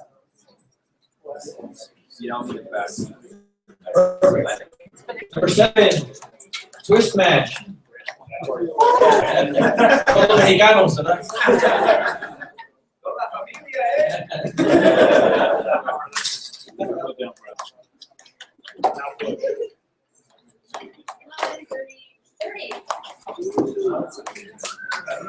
You're losing the battle there. Number 8, Go 3D.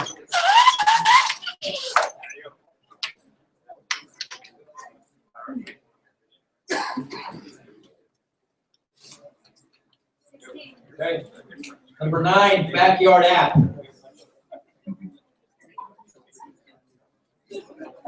Well, more than one.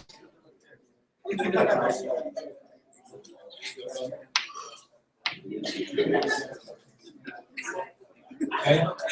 Number 10, Safe Place.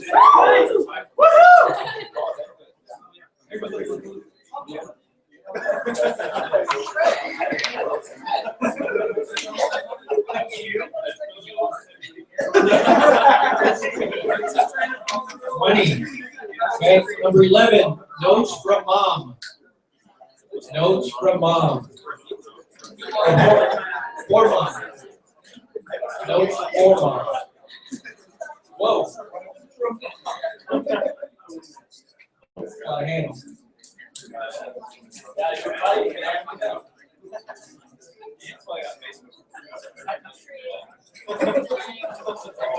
$39. Okay, and last, presuming all these, Seek Education. Let's see hands.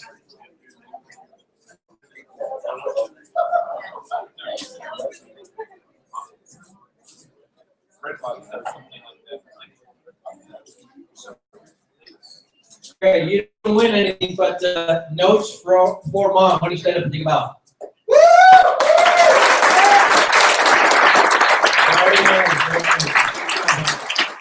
All right, let's get some stuff away. Rusty, did you come up with some games? I came up with Let's do this. Okay. Raise your hand if you've ever played Pin the Tail on the Donkey. Raise your hand if you've never played Pin the Tail on the Donkey. You don't know how to play it? Everybody said ever. Oh, you just haven't played. Okay, raise your hand if you don't know how to play Pin the Tail on the Donkey. Good. That's how easy this is. What does that say?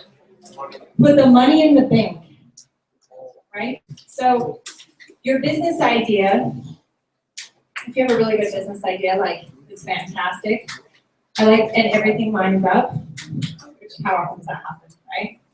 I call that a unicorn. So you guys that want to compete for the iPad and for the Kano are going to be unicorns.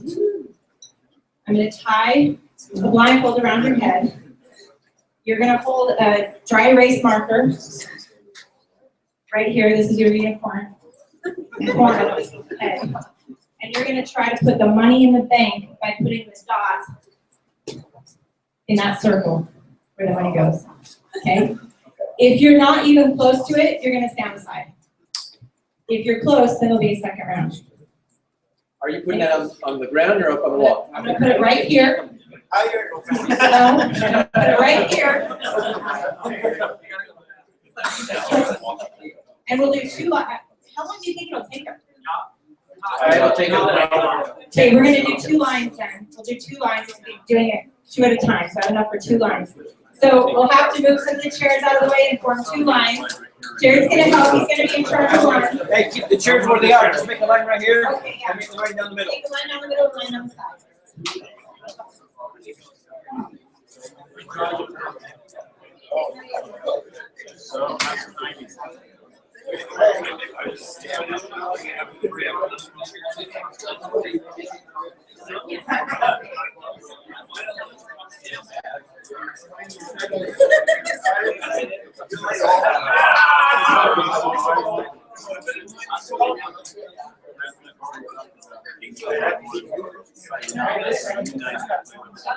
Hey, this game is open to everybody, not just those that register. If you're here, you may never get here, so line up. You don't have to register, you don't have to pay, just get a line.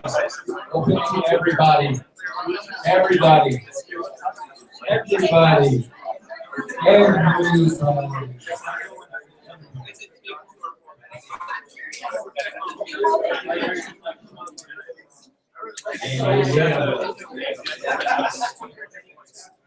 Yeah, we're about to go ahead. Hey, does anybody have those Google headbands that we gave out? Can I move this laptop? I don't know. Ready? I just need to move it up here for a minute so I can put this down. Yes. I don't know whose this is. Who's now? Here, who's first? Open your eyes. Somebody's got.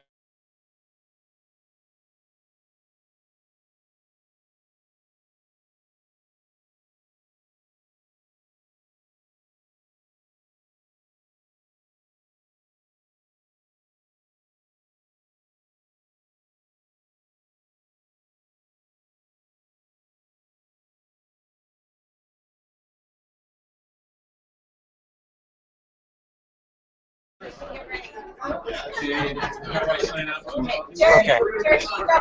Here, just put it right here, bud. Yeah, I'm just getting my plug. It's a single layer. Is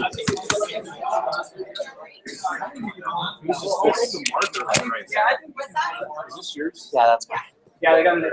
Here, put it over your head and then this over. Yeah, one hand in the back.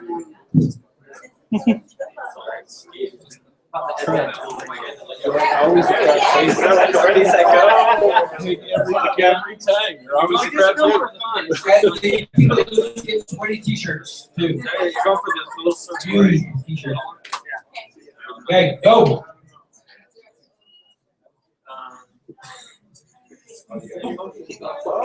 Spin. No hands. No hands. Please don't scratch my walls. Oh. Great. Don't put that up to your eyes. So hold it on.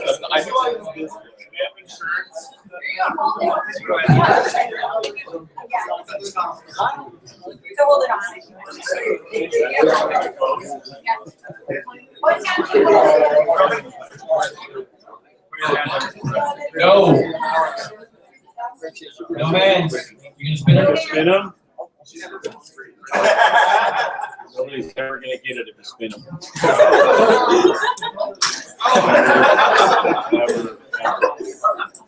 You were further away than I was.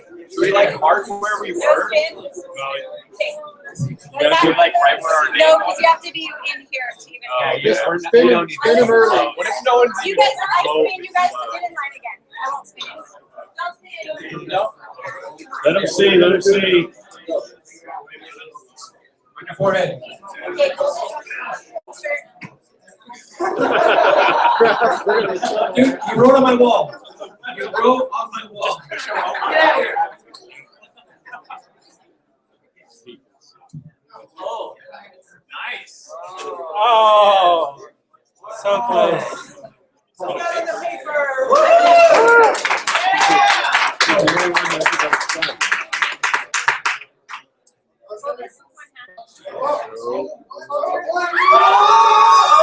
Yeah.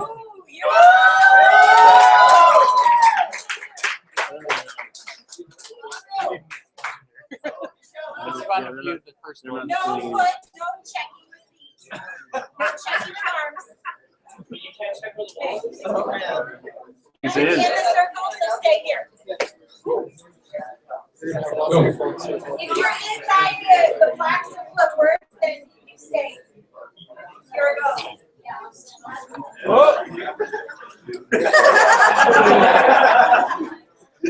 I was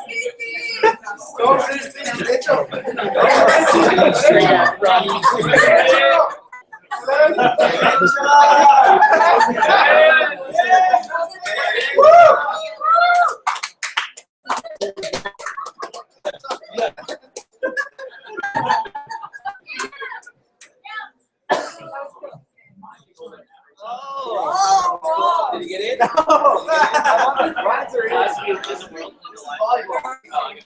Volleyball,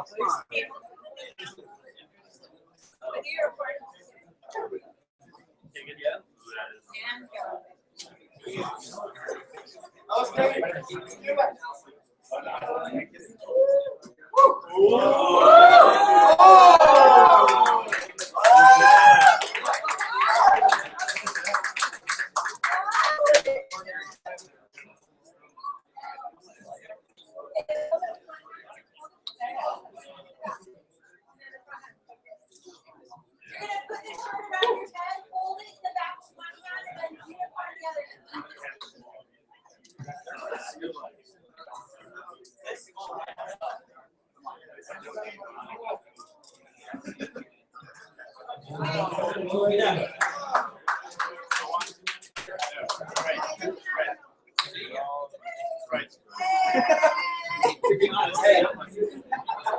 Start like eliminating.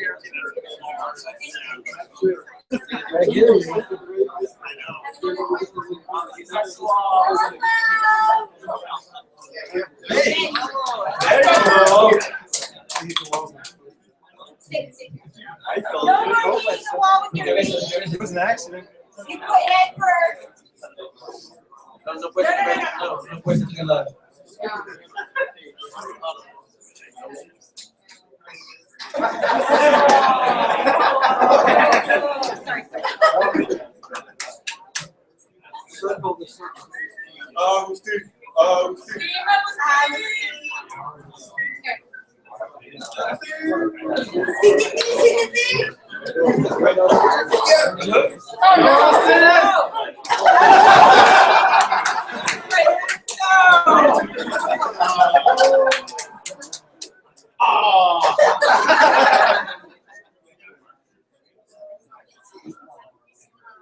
Yes, it makes that five eyes. Casey, we need a good candle shot. He's just thinking of that. I'm sorry. Watch out. You're gonna get hit. Oh, you were right there, then you went up. Oh, he got it. Right in. You're inside.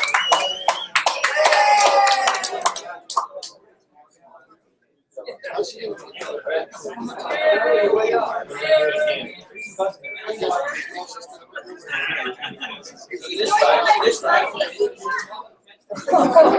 Yeah, you got it. Sit down. Sit down, you got it.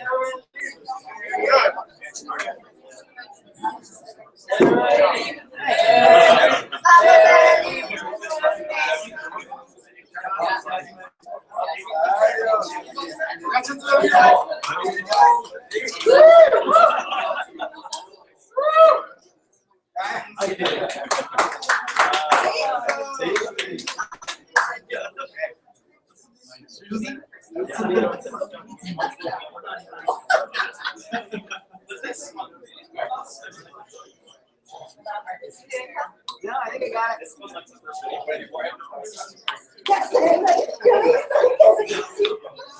Yes. What does that count as online? Is that in? It's actually in the text.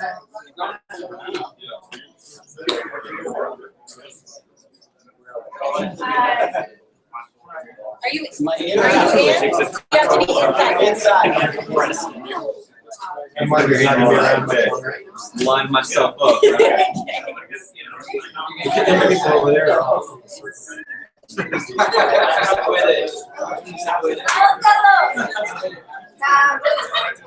Who got a spin on this side? Yeah, they're doing it again. Two people got, okay. Oh, yeah, you did it.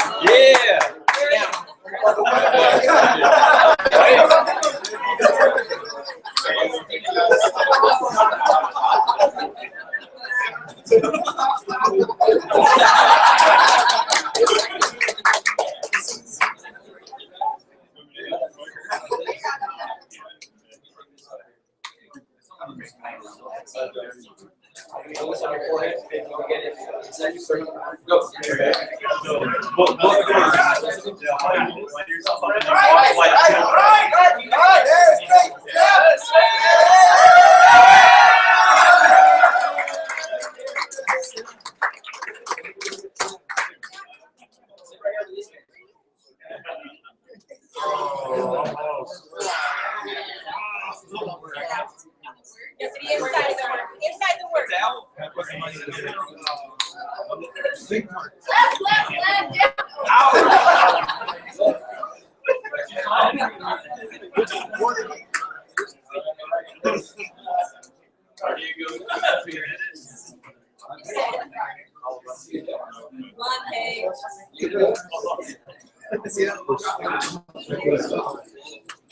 Boom, you're in. Oh. You made it? No. All right.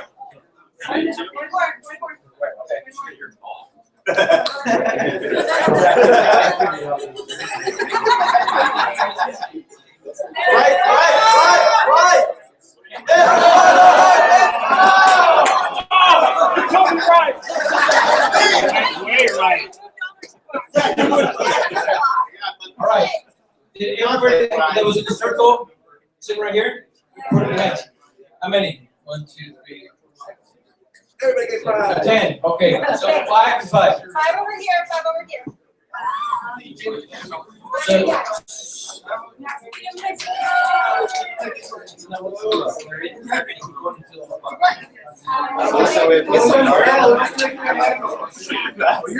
Start straight like that.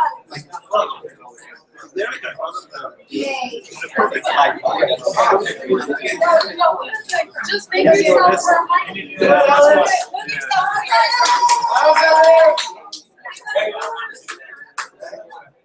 This time spinning.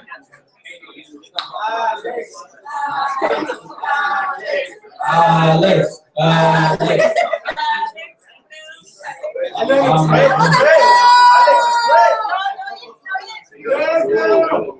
Good job.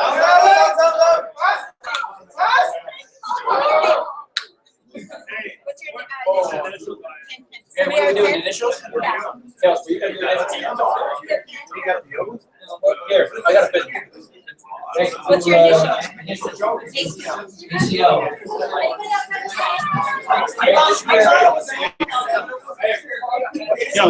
Kelsey, initial him. Okay, let's go. So please give the. Vamos. Hey, that. What?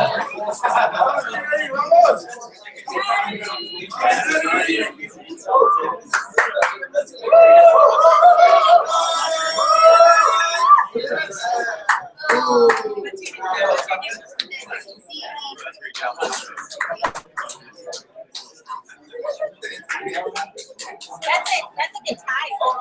Hey, what's your name? Rocco. Rocky, our youngest startup, and he's a judge's son. He's the youngest one here, and he's already on the second round. Let's go. Rocky, Rocky, Rocky, Rocky.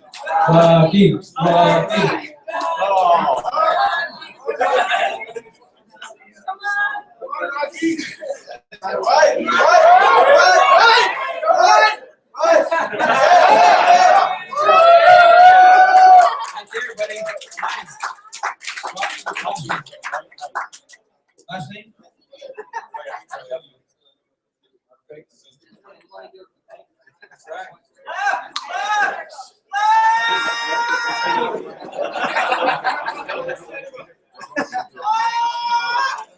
Ouch! That looks like it hurt.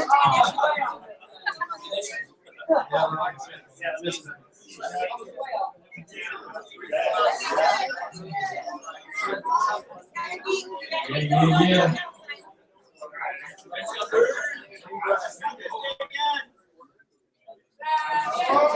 I think winner. Yeah, right there. Good job. Okay. What's your initial?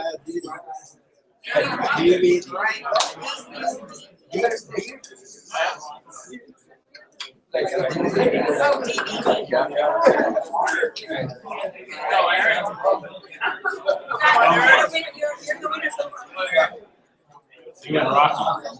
He's so far second place. Eric.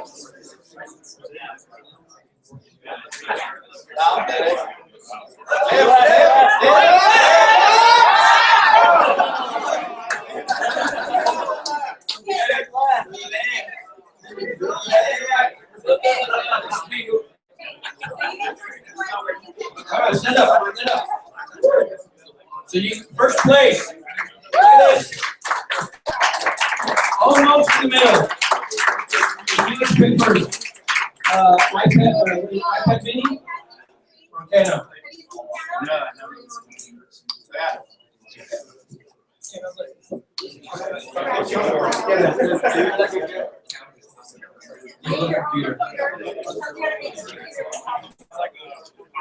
What's it gonna be?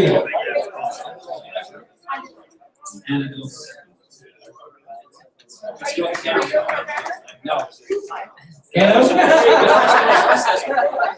iPad mini. Name and company.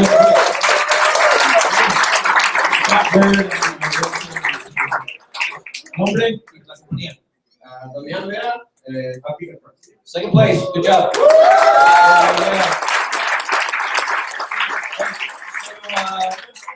Can you bring your check to see how much we need? Okay. So anyway, we room for you. Hang out, mingle, more drinks, more pizza. When the beer is done, we'll start again. Take a little break.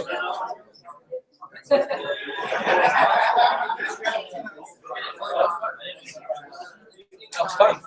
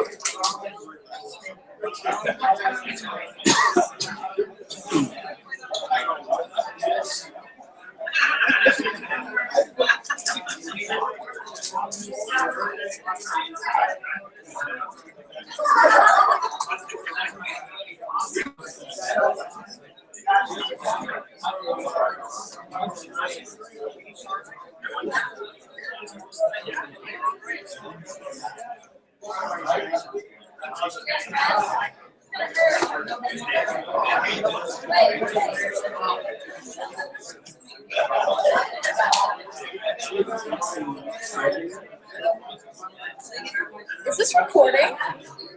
Oh, whoops.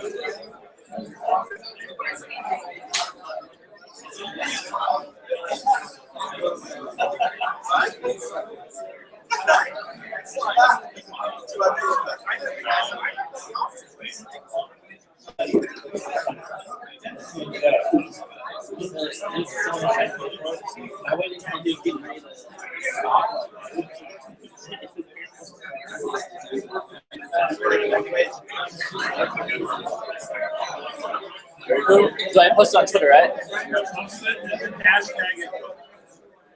Let's start weekend. Starting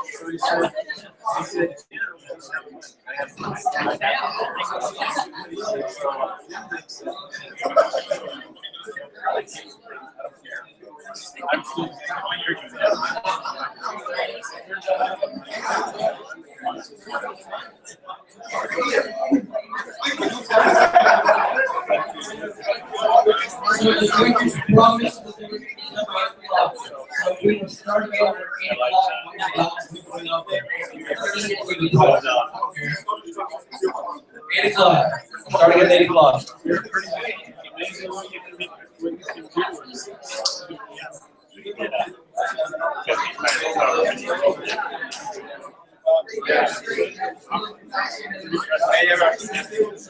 Oh, yeah.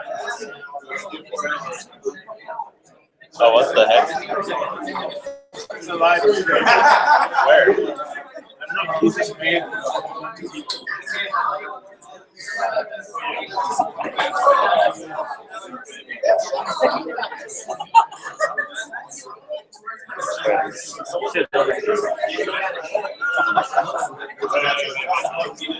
I need to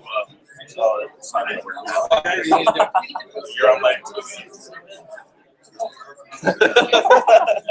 Now, you guys gotta remember that I'm just good pictures of ever aren't gonna win. You'll win, all right.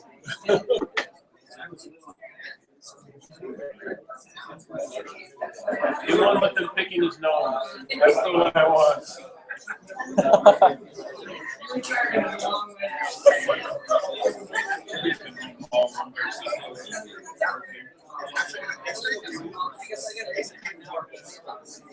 He's been enjoying it. But then it's just kind of something. You can't see your ball.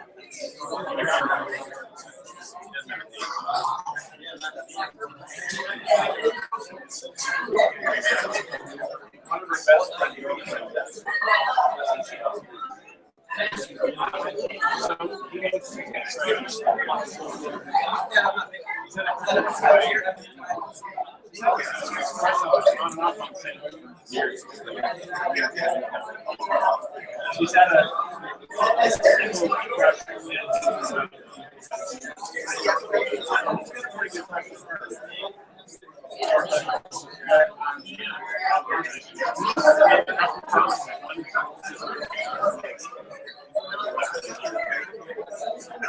she doesn't really want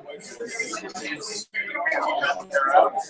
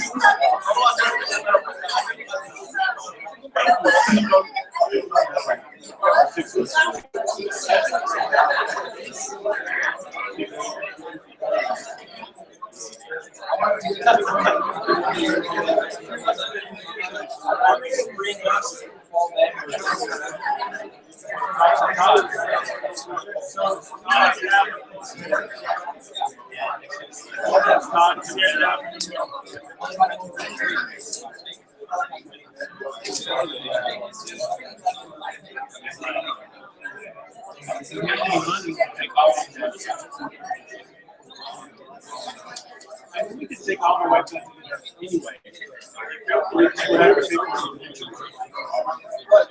Which is fine. I'll pay for my wife. If you don't come, I'll pay for your wife.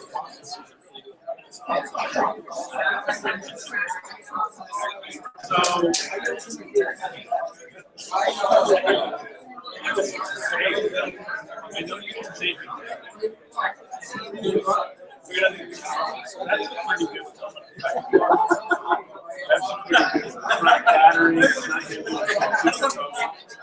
yeah, that's good.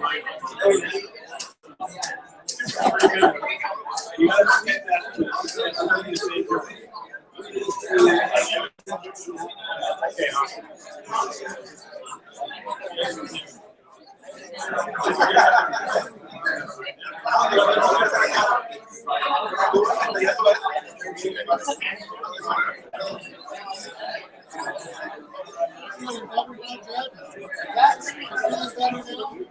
The butterflies are gone. You're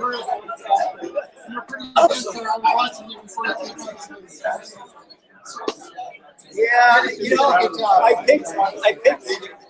picked ninth. I don't think I realized like how I definitely am glad we were in the second half.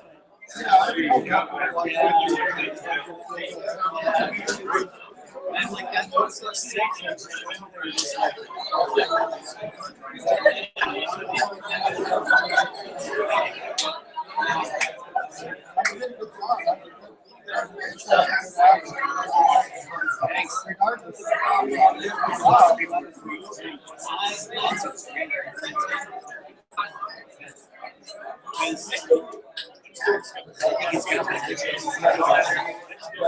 think it's something that's definitely needed.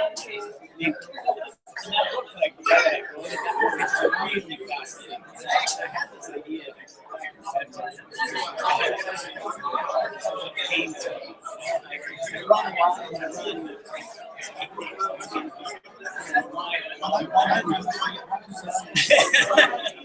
the higher money kind of clears my head and much better about I had the idea that I was going to run today, and I was started as like a journalism school idea for like people should be able to make something which I think that at some point later would be harder. If you want to be like super well written person, even if it's text, you take 20 minutes. So, anyway, I had the idea when I was running, and literally like a week later, I heard an interview with Jeff Jarvis on Media, which is a NPR show. And he was talking about it. The state that journalism is in. And his example, he talks about like some sort of Sandy. Sandy came through, was in New Jersey. That's where he lives. And Sandy came through and and every news organization had these exits.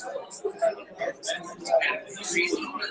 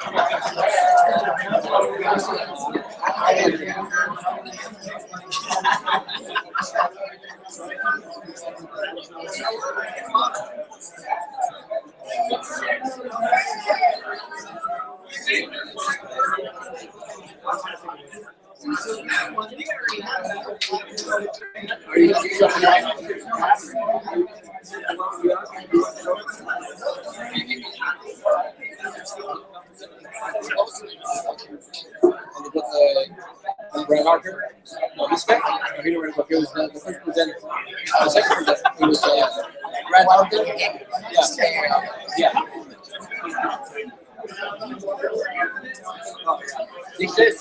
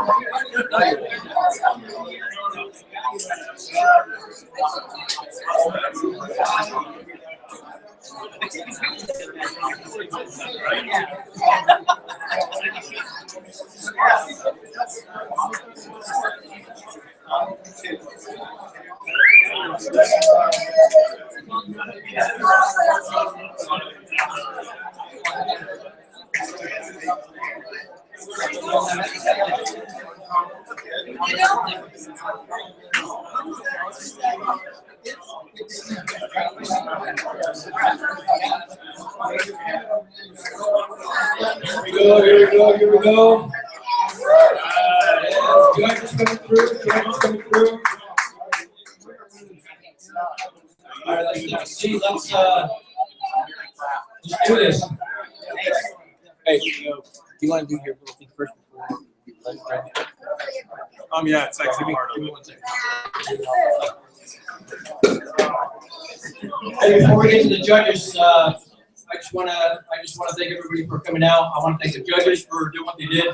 None of these guys came from far away. All of you, people from Monterrey, for coming out here. People from Ogden, Salt Lake, Provo, St. George, Cedar City, Ida, Santa Clara, Hurricane. All right, everyone. Thank you for coming. But real quick, so we hold events every month. We have meetups.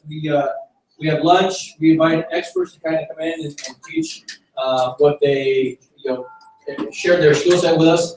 So we do that every month. And every single month that we do that, and every time we have a conference or something like this, there's a point where I'm sitting there thinking, what are we doing? We're wasting our time.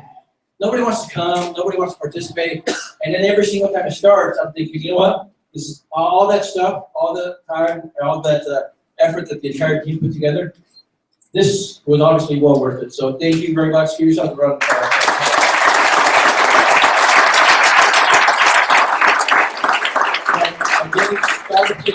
Next year, we're gonna do it again to be bigger, better, a bigger location. So now let's get down to it. You guys are on point. Todd? Okay. So I'll go through these slides really quick, but this will kind of just bring everything right together. So hopefully this weekend you learned something. If there wasn't, something about validation or your business model or execution, working with the team, those types of things, hopefully you can take something away.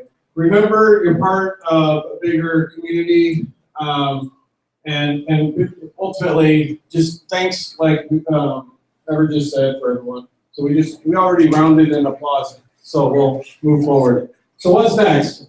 Statistically, 12% of Startup Weekend teams go on to actually be funded. So probably about 40%, a little bit more than that, continue working on the products and flesh them out and work on them. I would encourage you guys to keep communicating with each other. Remember that what you learned on your team and that teamwork was more important, or you'll take away more from that than specifically the idea. And yes, it'll fail. So again, our sponsors, failure is good. It's an opportunity to learn, right? So please over that. So Global, they've got a bunch of stuff.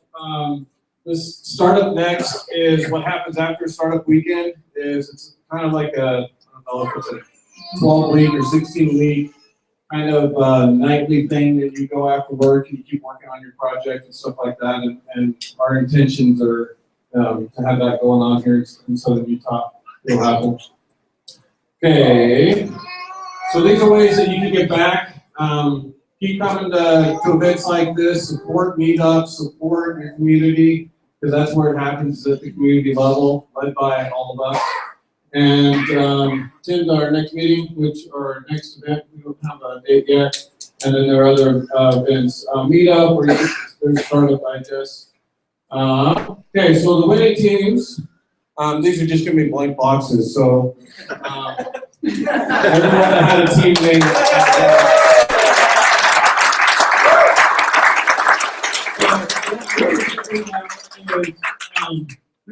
The crowd favorite was Notes for Mom.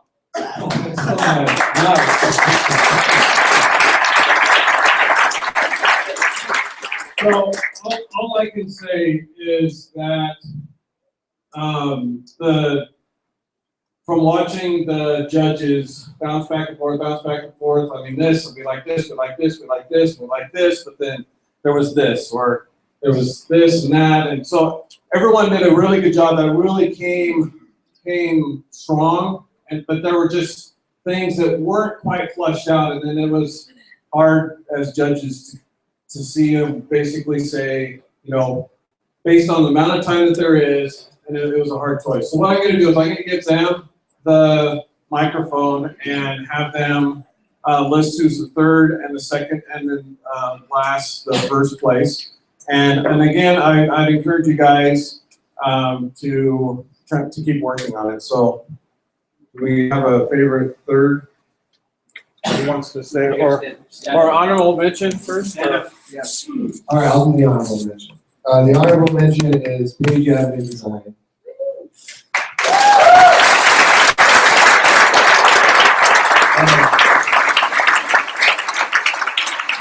We thought we accomplished a lot in one weekend.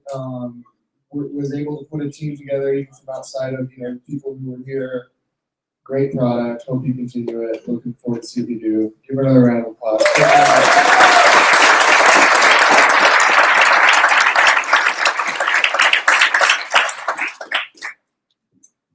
Our third place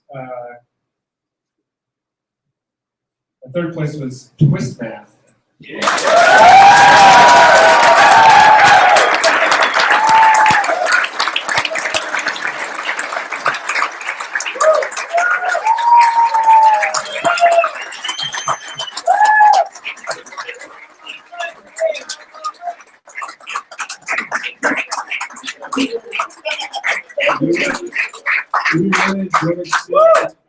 What you come up with in the last 4 hours. Did a great job. The presentation was fantastic.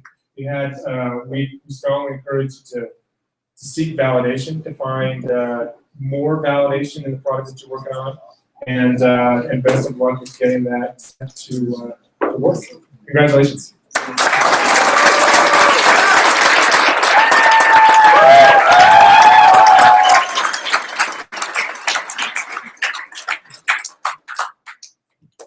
Okay, and the second place was Dolo 3D.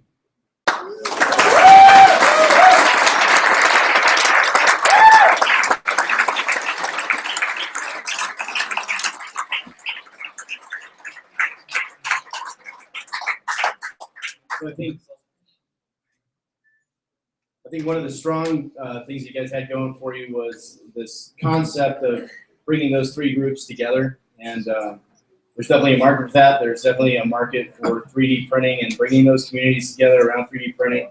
I think that, again, market validation is going to be a really important part of how do you address that, how do you attack it. There's going to be a lot of competition in that space. So exciting to see, that you guys are addressing it, but the interesting go at it. So thanks.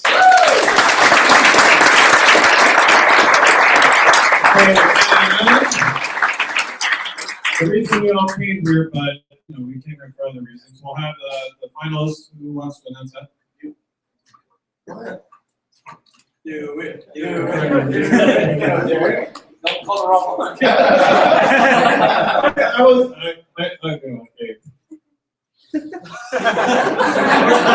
Don't whisper. He's actually gonna pick. I want to pick it.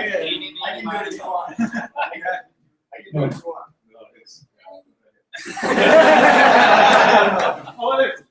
Yeah,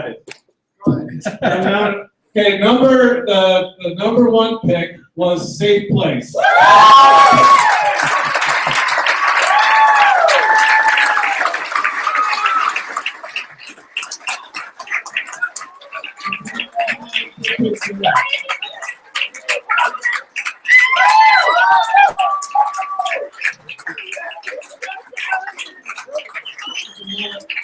The consensus with Safe Place is when you look at validation and working on a business model, also kind of executing.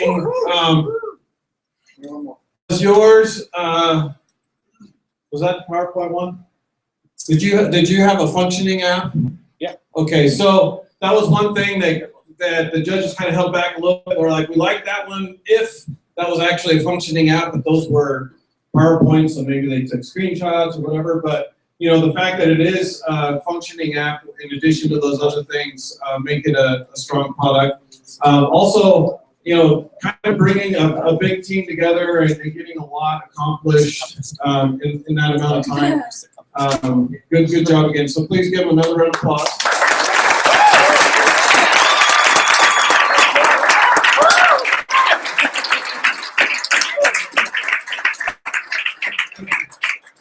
So what happens next is ultimately, the winners, there was, like Ever mentioned at the very beginning, there's kind of packages of assistance with services and stuff to kind of take that and build on it and make it better. So I encourage you guys to keep working together. And honestly, if you met people here and you just, I would encourage you guys just to stay in touch with each other, even people from your other teams, because it's those relationships and kind of that network that helps you build on what you've done.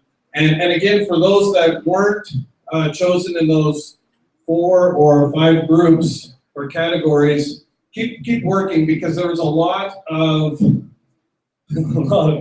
back and forth, as you can tell by the time, that just really with each one, if this had just switched, or if this had just tweaked this a little bit, or worked this or worked that. And it could be that there were things that you didn't mention in your presentation that you already did, and so just keep working on it. And again, just keep together as a community and working with each other. Ever. Great, thank you. How about this guy? He's been working hard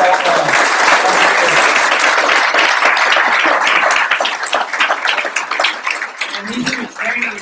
He's training for marathon, right? Wait, next week? Oh, the Ironman. It's a half. It's a half. It doesn't count. Forget it. But anyway, hey, so Todd, everybody else in the group, so the winners, come see me after this. We'll get your information. We'll send you all the prizes for coming in first, second, and third. And I was kind of joking about the picture on Twitter, but a lot of you took a lot of pictures. So I'm gonna go, and there's a lot of them. So I'm going to go through Twitter, and everybody that took a picture, they made it cool and funny and all that stuff. I'm going to send you something. So I will be in touch shortly this weekend, and I'll send you a book. So I appreciate it. Again, anything from the team? Are we downstairs? Yeah. Anything else from the team? I've been to multiple events like this. I've been to a lot of events like this. There were some great ideas here tonight. So win or lose, I hope you guys take back a great experience. And I really hope you guys continue on with what you did, because there were some awesome ideas here. There's some great business opportunities. So don't go home dejected tonight. Go home tired and elated and feel like you're part of something great, and keep at it. Make some great things happen here. Good. Anybody else on the team? Judges? Yep. No? Thumbs up. That's good. Thanks, guys. Anyway, we're going to be hanging out downstairs. Feel free to stay as long as you want. There's plenty of pizza, drinks. We'll be putting on loud music downstairs. We'll be dancing all the night away. And so, feel free to stick around. Anyway, we made a lot of good friends. Thank you very much. We'll see you guys next year. Thanks.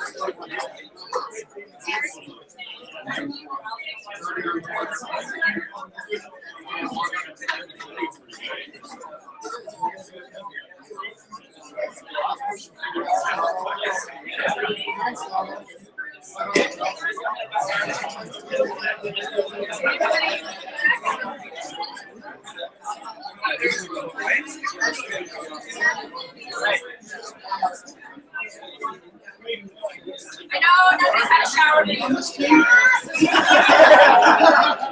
right, girls in the front, boys in the front. All right. Is that everybody? All right.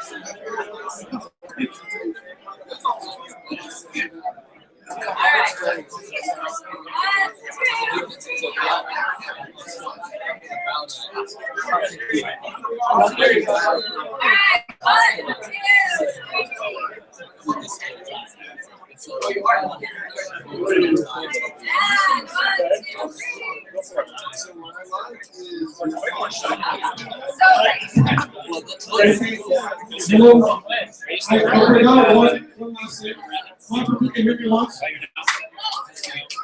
Mike, if you can hear me. 3 times, if you can hear me. Oh, nice. Go home. Use that mic. We need to take a group picture really quick, because they put that on the side, and it would just be cool to see the number of people that participated. And where should so have everyone. Good night, Mom. Good night, Mom. Over on this side.